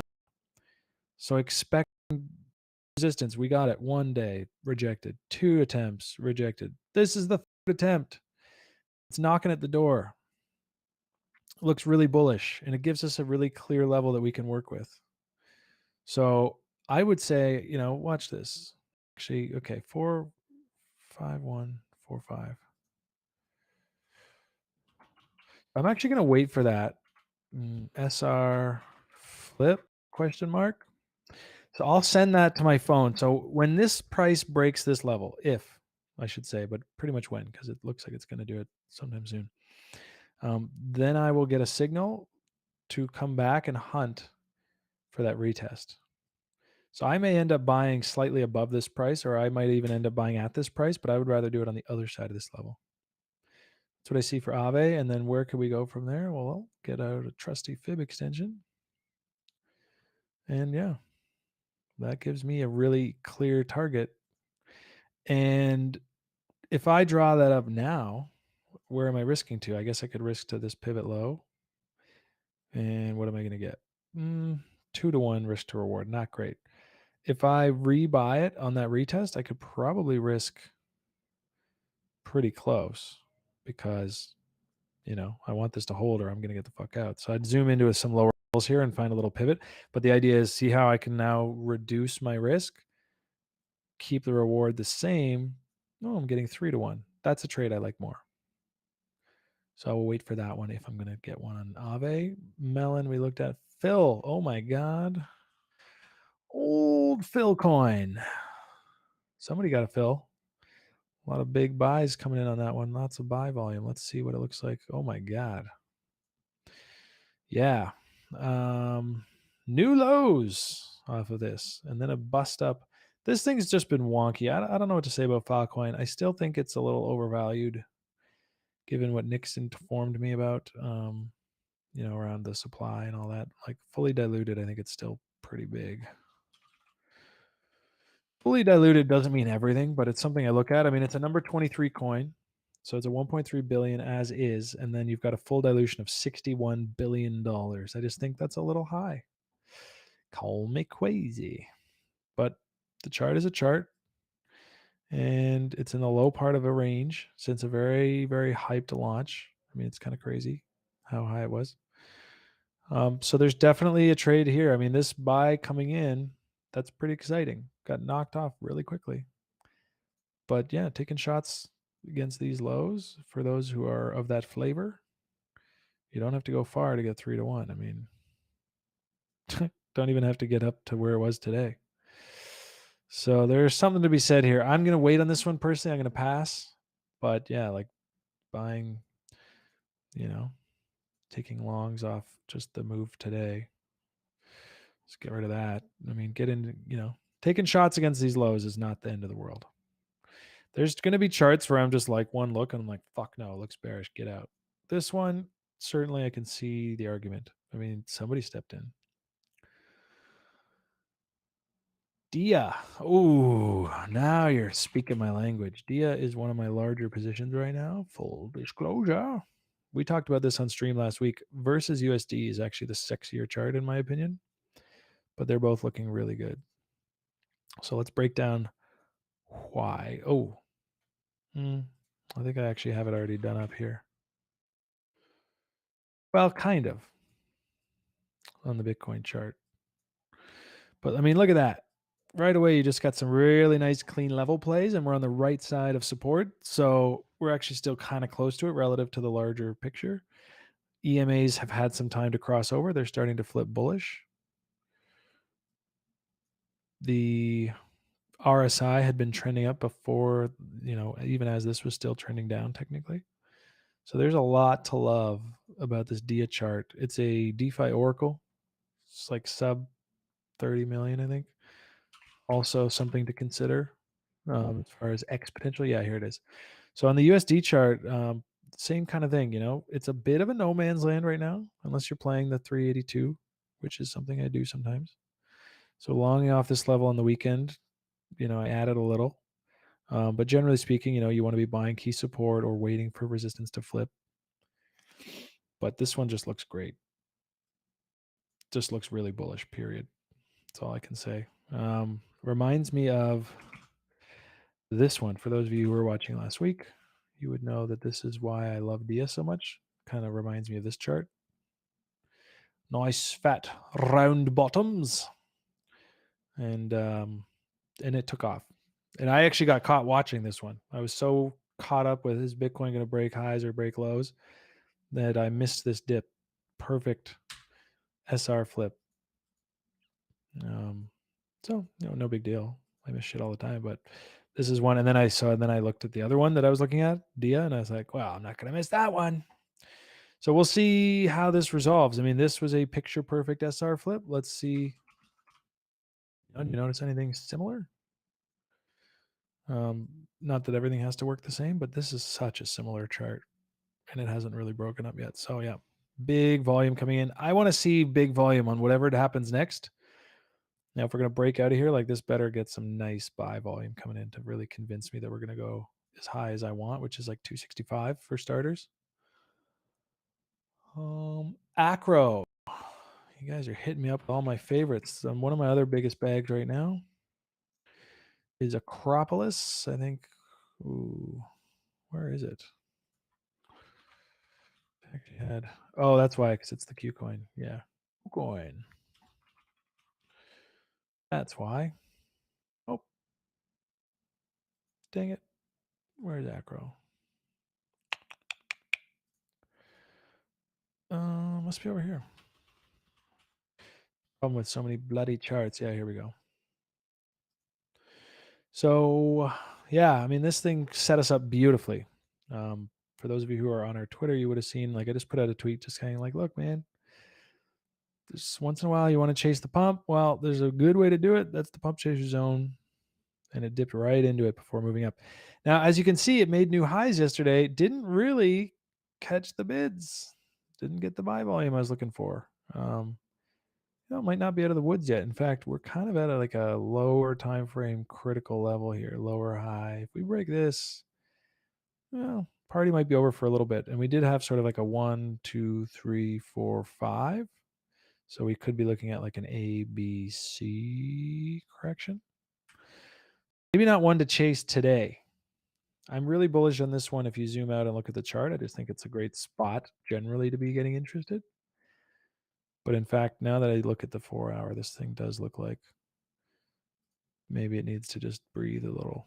So if this breaks, we could be looking at another visit to a higher pump chaser zone, now drawn off the full move. We could be looking at a reload zone, which is really where I'd like to load up. That's ideally where I'd take a little more size down into this, because that would be confluent with, support as well. So don't be shocked, actually, if this thing ends up rolling back into this level, mid 40s for sats. Because this last little high here just didn't look like it had much behind it, unfortunately. I'm gonna keep my long, but like I said, when I sized it, I kind of anticipated getting a chance to add to it. So interesting look at Acro there. I didn't really look at it today. Oh, and Haka. Haka seems to be making moves today. Let's see. Yeah. Yep. Yeah, I could probably. What are you thinking? Okay, dope. Yeah, Haka, let's see. Got, it's moving. It's just kind of consolidating. This chart looks really good. Got a nice dump over the weekend. Just kind of creating nice rounded base. Just kind of broke out of this level today. Really nice volume coming in. Actually, it's the highest volume we've seen since back in mid-November. So if I was holding Haka right now, I'd be pretty happy with it. This looks like a really bullish chart. Even just like naked looking at it, just looks like it wants to go up. Buying dips though, not chasing pumps. That's the key to trading. You don't get, unless like depending on your time frame. Like if you're looking to hold for a year, then pretty much anything you load in here on an averaging basis is going to look okay probably. If the projects survive, that is. I don't even know what this one does, except for that Messi liked it and he shielded me on it, and I like it. I believe he exited, but that doesn't really mean that the project's not going to do well. Might just mean there's a better idea out there for him. So this one does look like it's trying to form a base. Not much else to say except for that that's where I'll be looking to pay myself initially. AXS. Already kind of talked about it today, but let's take a quick peek.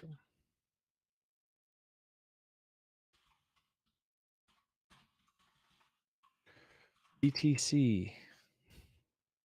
Ooh, had a nice little day today.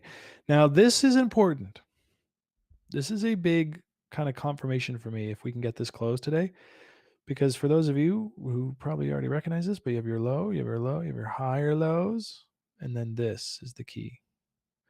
That daily candle body close above key levels. And that the reason that's significant is because we're making a lower high or lower low, lower high, lower low, lower high, higher low, equal high, higher low, higher high, right? So this becomes a very significant candle because that's the trend reversal. That's the confirmation of a new structure. Right now we hit bearish on this like lower time frame. I mean, obviously the bull, you could just say, oh, low, high, higher low. But on this little pullback, right? But now looks like it's ready. So waiting on the daily close here. If it closes above 2634, that's very bullish. And then even then, I can drill into some lower levels and decide where I want to buy. Because I don't have to chase the highs just because it confirmed. I can usually still get a dip. Keeping in mind things like this, that we just kind of moved up into that resistance and got rejected, but nice volume coming in. So me personally, what am I going to do? I'm probably going to be not rushing, but like pulling some bids in here. That's my pump chaser zone. Right, so that's like sort of an area that I watch when I think something's pumping or breaking out.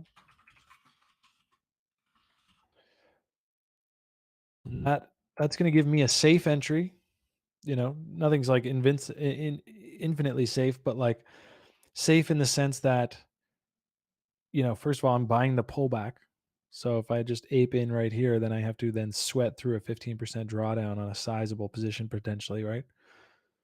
It's also a breakout point. Love how those line up. So yeah, I could totally see this being a bullish kind of,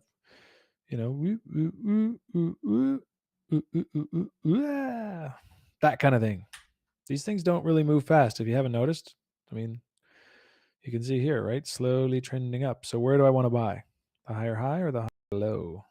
Pretty easy answer. So I'll be waiting. I actually had some that I bought through this dip, and I sold it today while we were on with Jack. I just looked, Bitcoin started its little pullback. I was in profit. I thought, this resistance. I was like, okay, cool. So I just sold it. I'm not too attached to the bag. I was in profit, so I sold it, and then I'm going to look to re-add it here. Adele.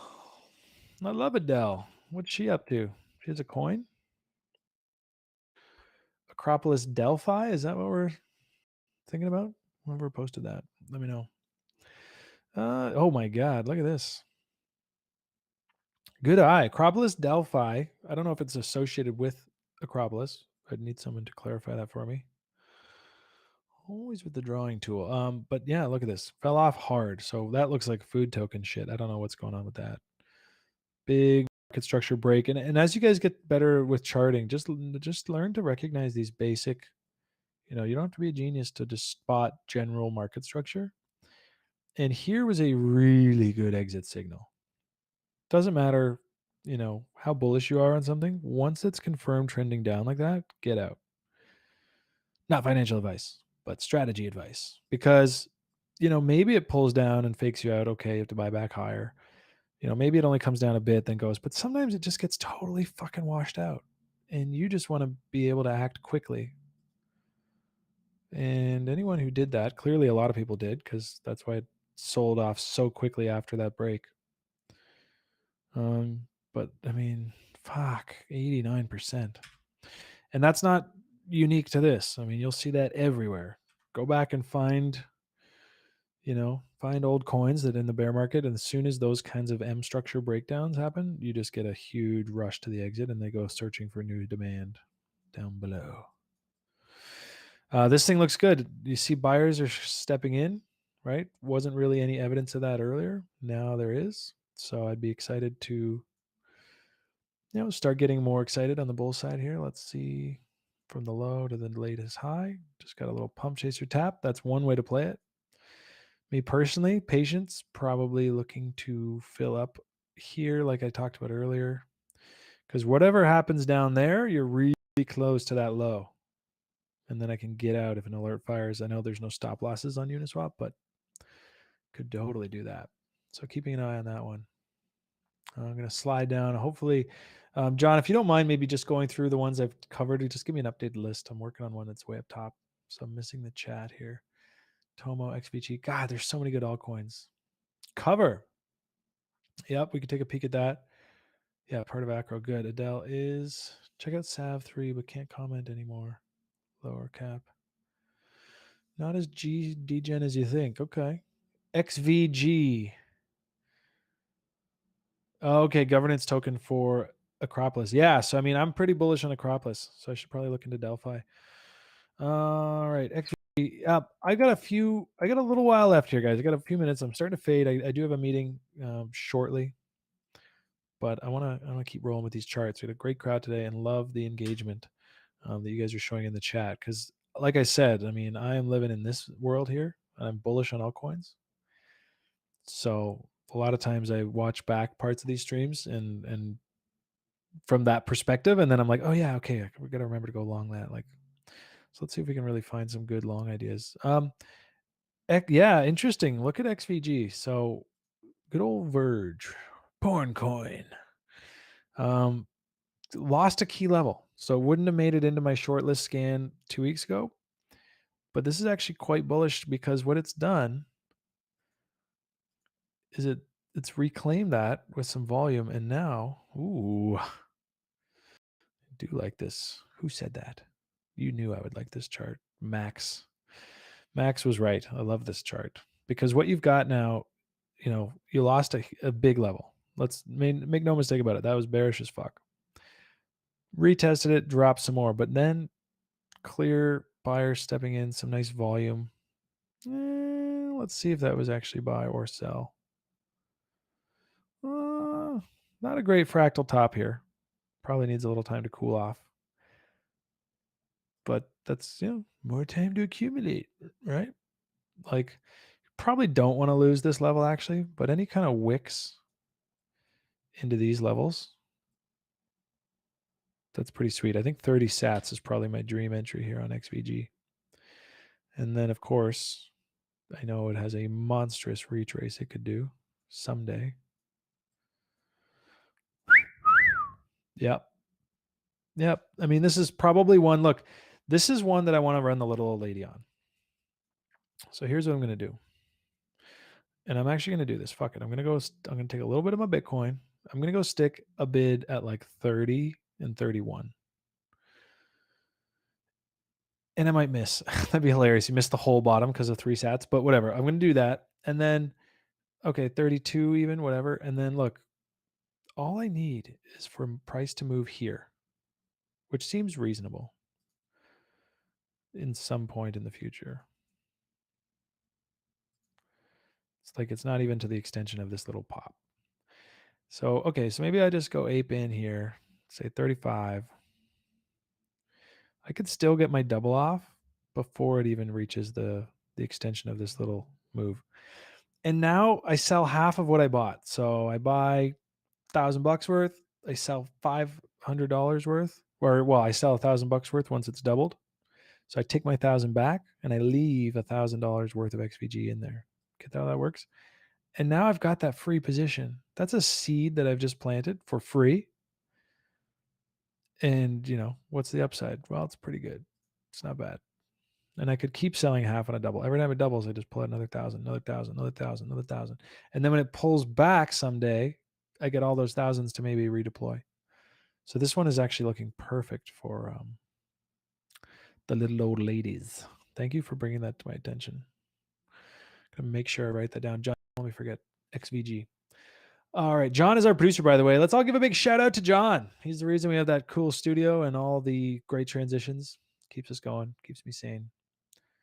So don't sleep on that. Appreciation. Okay, Tomo BTC. I'm gonna do a couple more here, rapid fire, because I do. Oh, we're getting up to the 2-hour mark. Yeah, I do need to run. I'm just addicted to shit coins. When we're in these seasonal windows. I mean, look at this. We're in a risk on window and we're on a rising wedge. So we're either sitting in a launch pad or we're about to get fucked. Either way, if we're fucked, we'll find out pretty quickly. Tight stops. And if we're on a launch pad, that could run for quite a bit. So good risk to reward in my mind. Let's see. Yeah, Tomo looks good. Actually, I should pull it up over here because I have it already written up, I think. A little bit, yeah. So, I mean, yeah, this is what I see for Tomo potentially. Pretty big fan of this setup overall. Bullish market structure breakout, pulling back into the reload zone. So it's like we've already confirmed there's a bull here, and it's giving us now an opportunity to enter.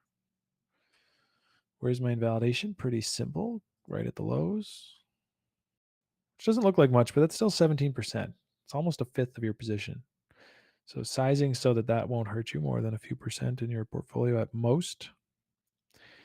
And then look, 3-1 is already up here. If I want to bang out a double, I got to get up here, which is right around where you can see my alert that says sold half on a double. So clearly already long. But yeah, I think this could happen through this little window that I'm seeing on alts. Again, don't know if this is going to rally for another year, 2 years, make new highs. But I'll tell you what, if this is the bottom, there's probably a decent chance that there's going to be some of this kind of stuff. And that's why I think it's important to pay ourselves here. I don't know if we're at this kind of bottom. We haven't had as much time to consolidate. But if we pop here, it's going to be hopefully right into my take profits. Well, let's keep an eye on that. All right, we're wrapping it up with legacy cover and save 3. Yeah, if you guys like the stream, I know a lot of you stuck around beyond having BTC Jack Sparrow on here. I am live with Nick Wednesdays and Fridays every week. We just do this. And if you haven't heard of Nick Code yet, you can check him out on Twitter. Actually, I'll put his thing here. I think it's at MBTC Piz. He was in the chat here a little while ago.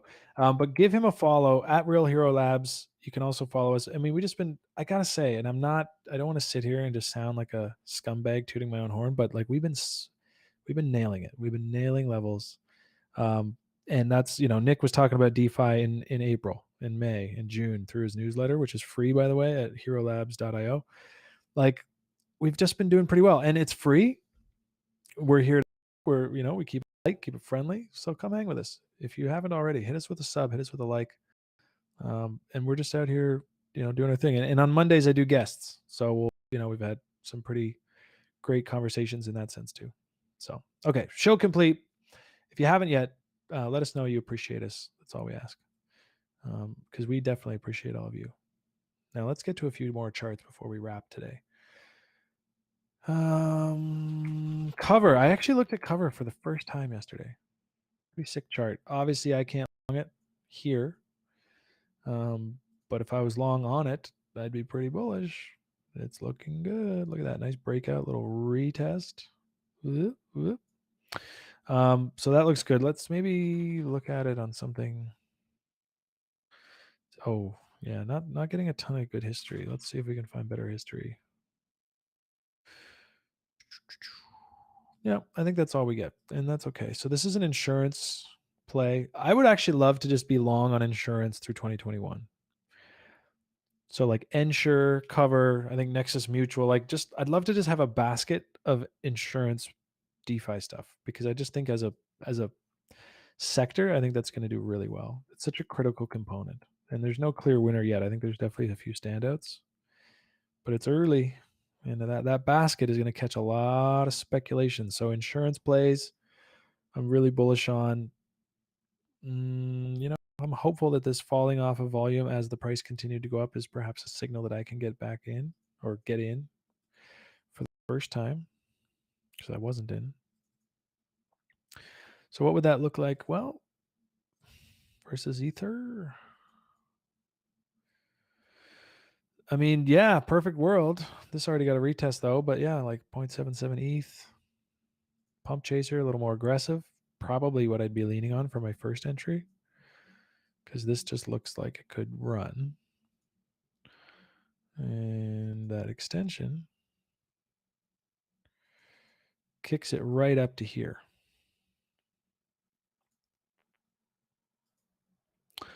Yeah. So pump chaser fib, man. This thing is pumping. I'd like to chase it. I'm not going to randomly buy highs, but if I can get a long in here, and that could take some time. It could just tap and go, but it might even consolidate for a bit and then go. And we're actually seeing that right now on AXS, which is why I'm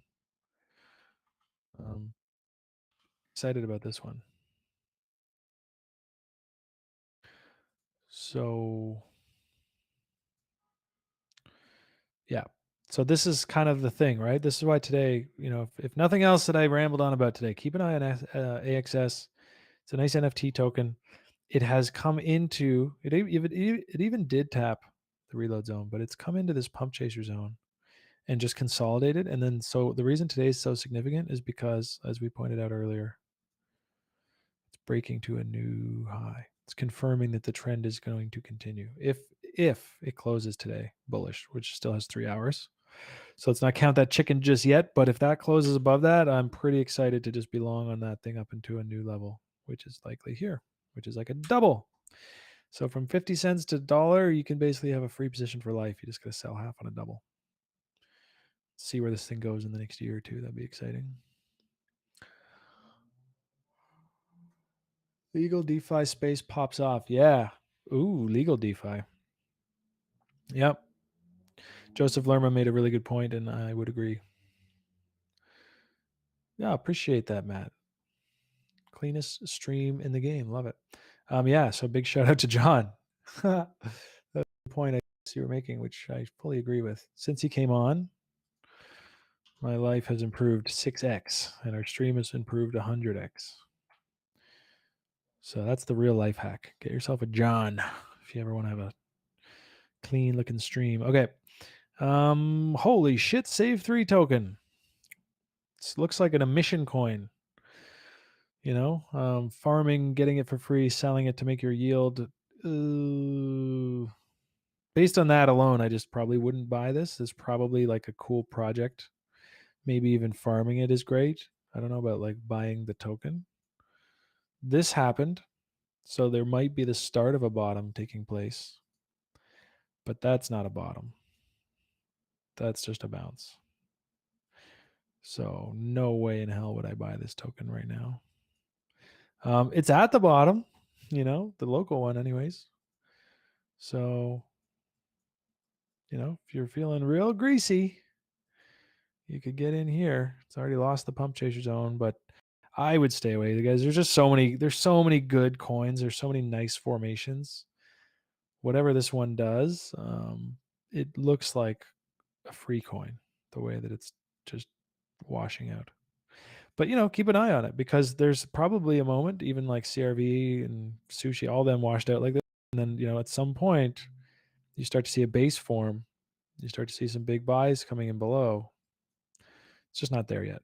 It may have just arrived at that level, and it's going to take weeks for us to figure it out. So caution on Save 3 is my 2 cents. LGCY. Looks like we're going to wrap with Legacy Network. I'm guessing that's the name. Ooh. Jesus. Okay.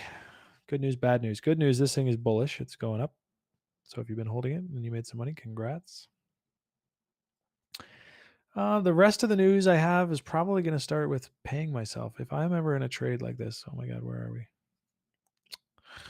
Hold on. Those Omega candles at the start just fuck it all up.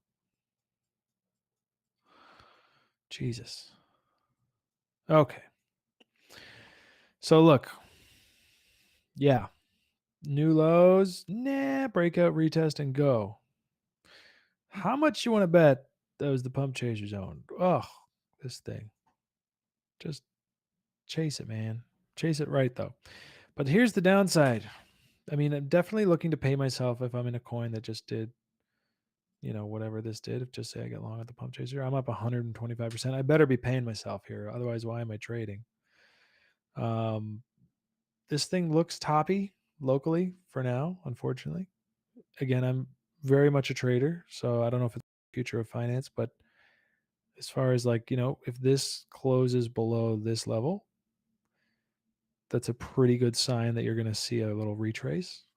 Now, look, if my entry was down here, I'm probably safe. I can just hold through that retrace. Whoops. Depending on my strategy, maybe I'm like, oh, I don't care. I got such a good entry. But, as Jack said earlier, like if you don't sell at that invalidation level, and then you're like, oh yeah, I'm good. And then you never know. Like, what if it does come? And then you're like, oh fuck. And then what if it does come? And you're like, oh fuck. And then, so it all comes back to what your plan is. Best to just have a plan, whatever it is. If your plan is to hold for a year, then just don't even pay attention to me. If your plan is to ride the trend until it changes, then watch this level, because if that closes below, that is the end of this trend. That's going to be a new trend, right? So you have a high, you have a higher low, you have a lower high. This would be a lower low. That's a new trend. It's a downtrend. And then wherever it ends up, probably will, an opportunity for a new trade, the new trend. Could come to this pump chaser zone. That'd be the first place I'd be looking. So it's actually pretty close to that. Could come right into this reload zone, tapping this breakout level. Nice little pullback there, grabbing some buys and dips. But this volume is really promising. So overall, this looks great. Wonder what it is.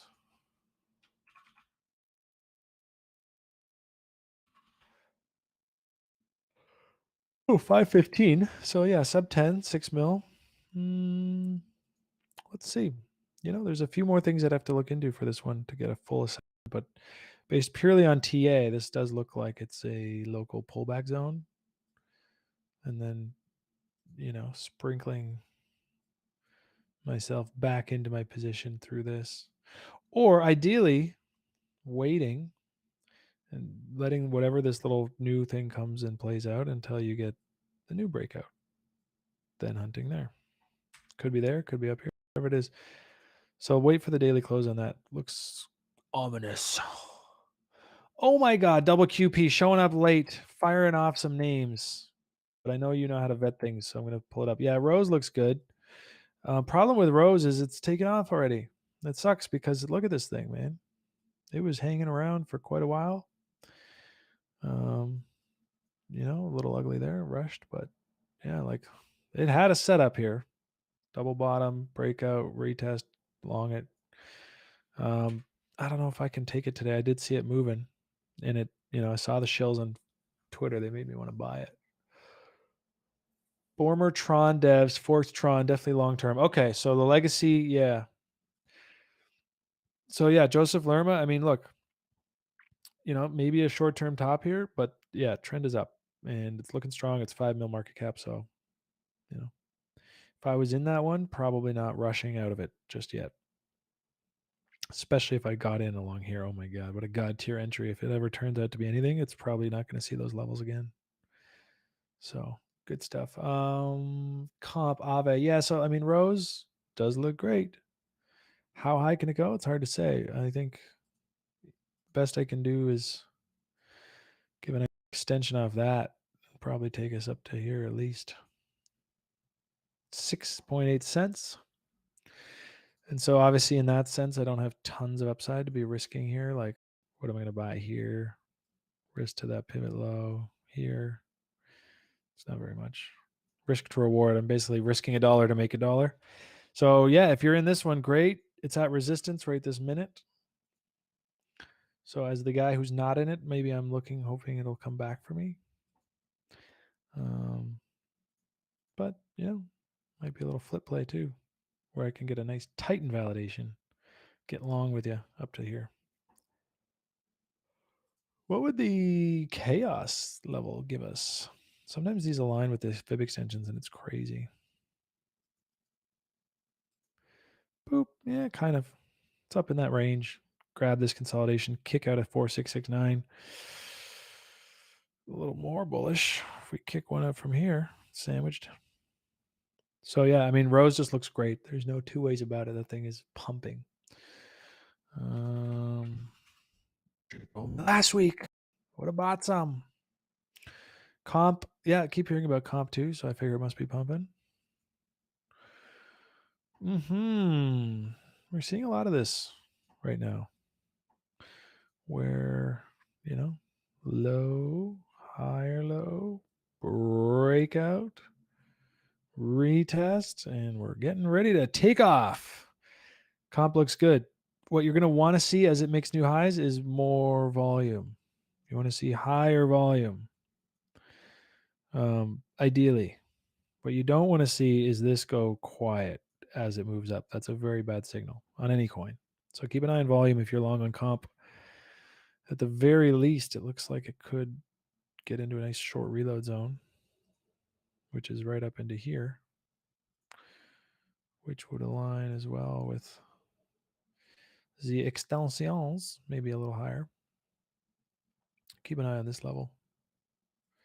Should put up a fight there from this lows here.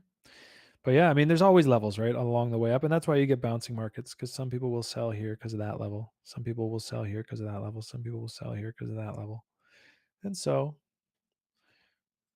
you get that kind of bing, boop, beep, boop, beep, boop. And then we just see at what point do the bulls become overpowered by the bears. And then we get the turnaround and then we pull back and continue, whatever. Keeping an eye on comp. I like this one. Looks good. Aave. Yeah, we kind of touched on Aave earlier, dude. See if it's on here still. Wrap with this because now we're getting into recycled ideas. Dang it. Oh, you know why? Such a noob. I think it was a Bitcoin pair. Yeah. So this is my thoughts on Aave. It looks great. Can't long it here because it's at resistance. But if it flips, I would like to get long with everybody else and join the party. CRV gonna bang too bad. Forgot to mention. Yeah, CRV is also looking really good. In fact, I just got a birdie on my shoulder. My DeFi specialist, the guy I work with, who's actually going to be on the stream in 2 weeks. You've never heard of him because he doesn't really have a social presence, but he is an absolute stud when it comes to DeFi. I mean, this guy's writing his own code, getting front running on all kinds of blocks, tracking data from mempools. Like, he is at the forefront, casually turning, small fun accounts, as he calls them, into 20xers just with quick yields. So he's going to be on in 2 weeks on the 21st. Just spoke with him this morning. And he told me that CRV is looking really good right now from a fundamentals. Interestingly, he does not even look at charts when he's looking at DeFi. He's like, charting DeFi is pointless. You got to look at things like, TVL, all that stuff. But he said something to do with, Wi-Fi curve and the vaults. I don't know. He's going to have to explain it. That's in 2 weeks. For now, this one looks good. What can I say? Breakout, volume, pull back into the reload zone. And like, how doesn't this look so much like a lot of the charts we've just looked at, where they then went on to do this? And I said, oh, I can't buy them now. It's too late. Well, do I front run this market structure? Scoop a little up here, maybe risk to this low, because really that wick should not get a visit. if we're going to be bullish here. So what does that do for me? Well, it gives me 29% risk. I mean, I don't love that. And maybe I have to drill into this one a bit. Can find a better consolidation. I mean, okay.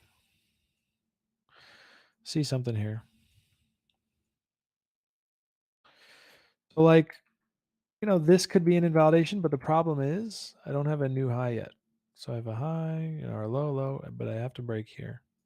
But once I break this, then I can have this as an invalidation with new structure, right? Got rejected for now. So if we do break there and close, I'll actually put an alert there, 390. So look, we break 390. That's going to be new bullish market structure with this little high. You can even get greasy and get right in here and just say, I'm going to buy this reload zone and risk to this low. It's just a higher risk play. You're risking less percentage, but there's just a higher percentage play that this low won't hold or it'll get wicked or some bullshit. But yeah, CRV, one that I would like to ride. Looks good. Maybe I'm doing this all wrong. Maybe. Okay, let's take a look. Okay, one last way of looking at this that I just noticed. So look, big breakout, big dump. Cool. Could say that this range is now resolved. We had the reload zone visit. Was a great buy if you were ready for it.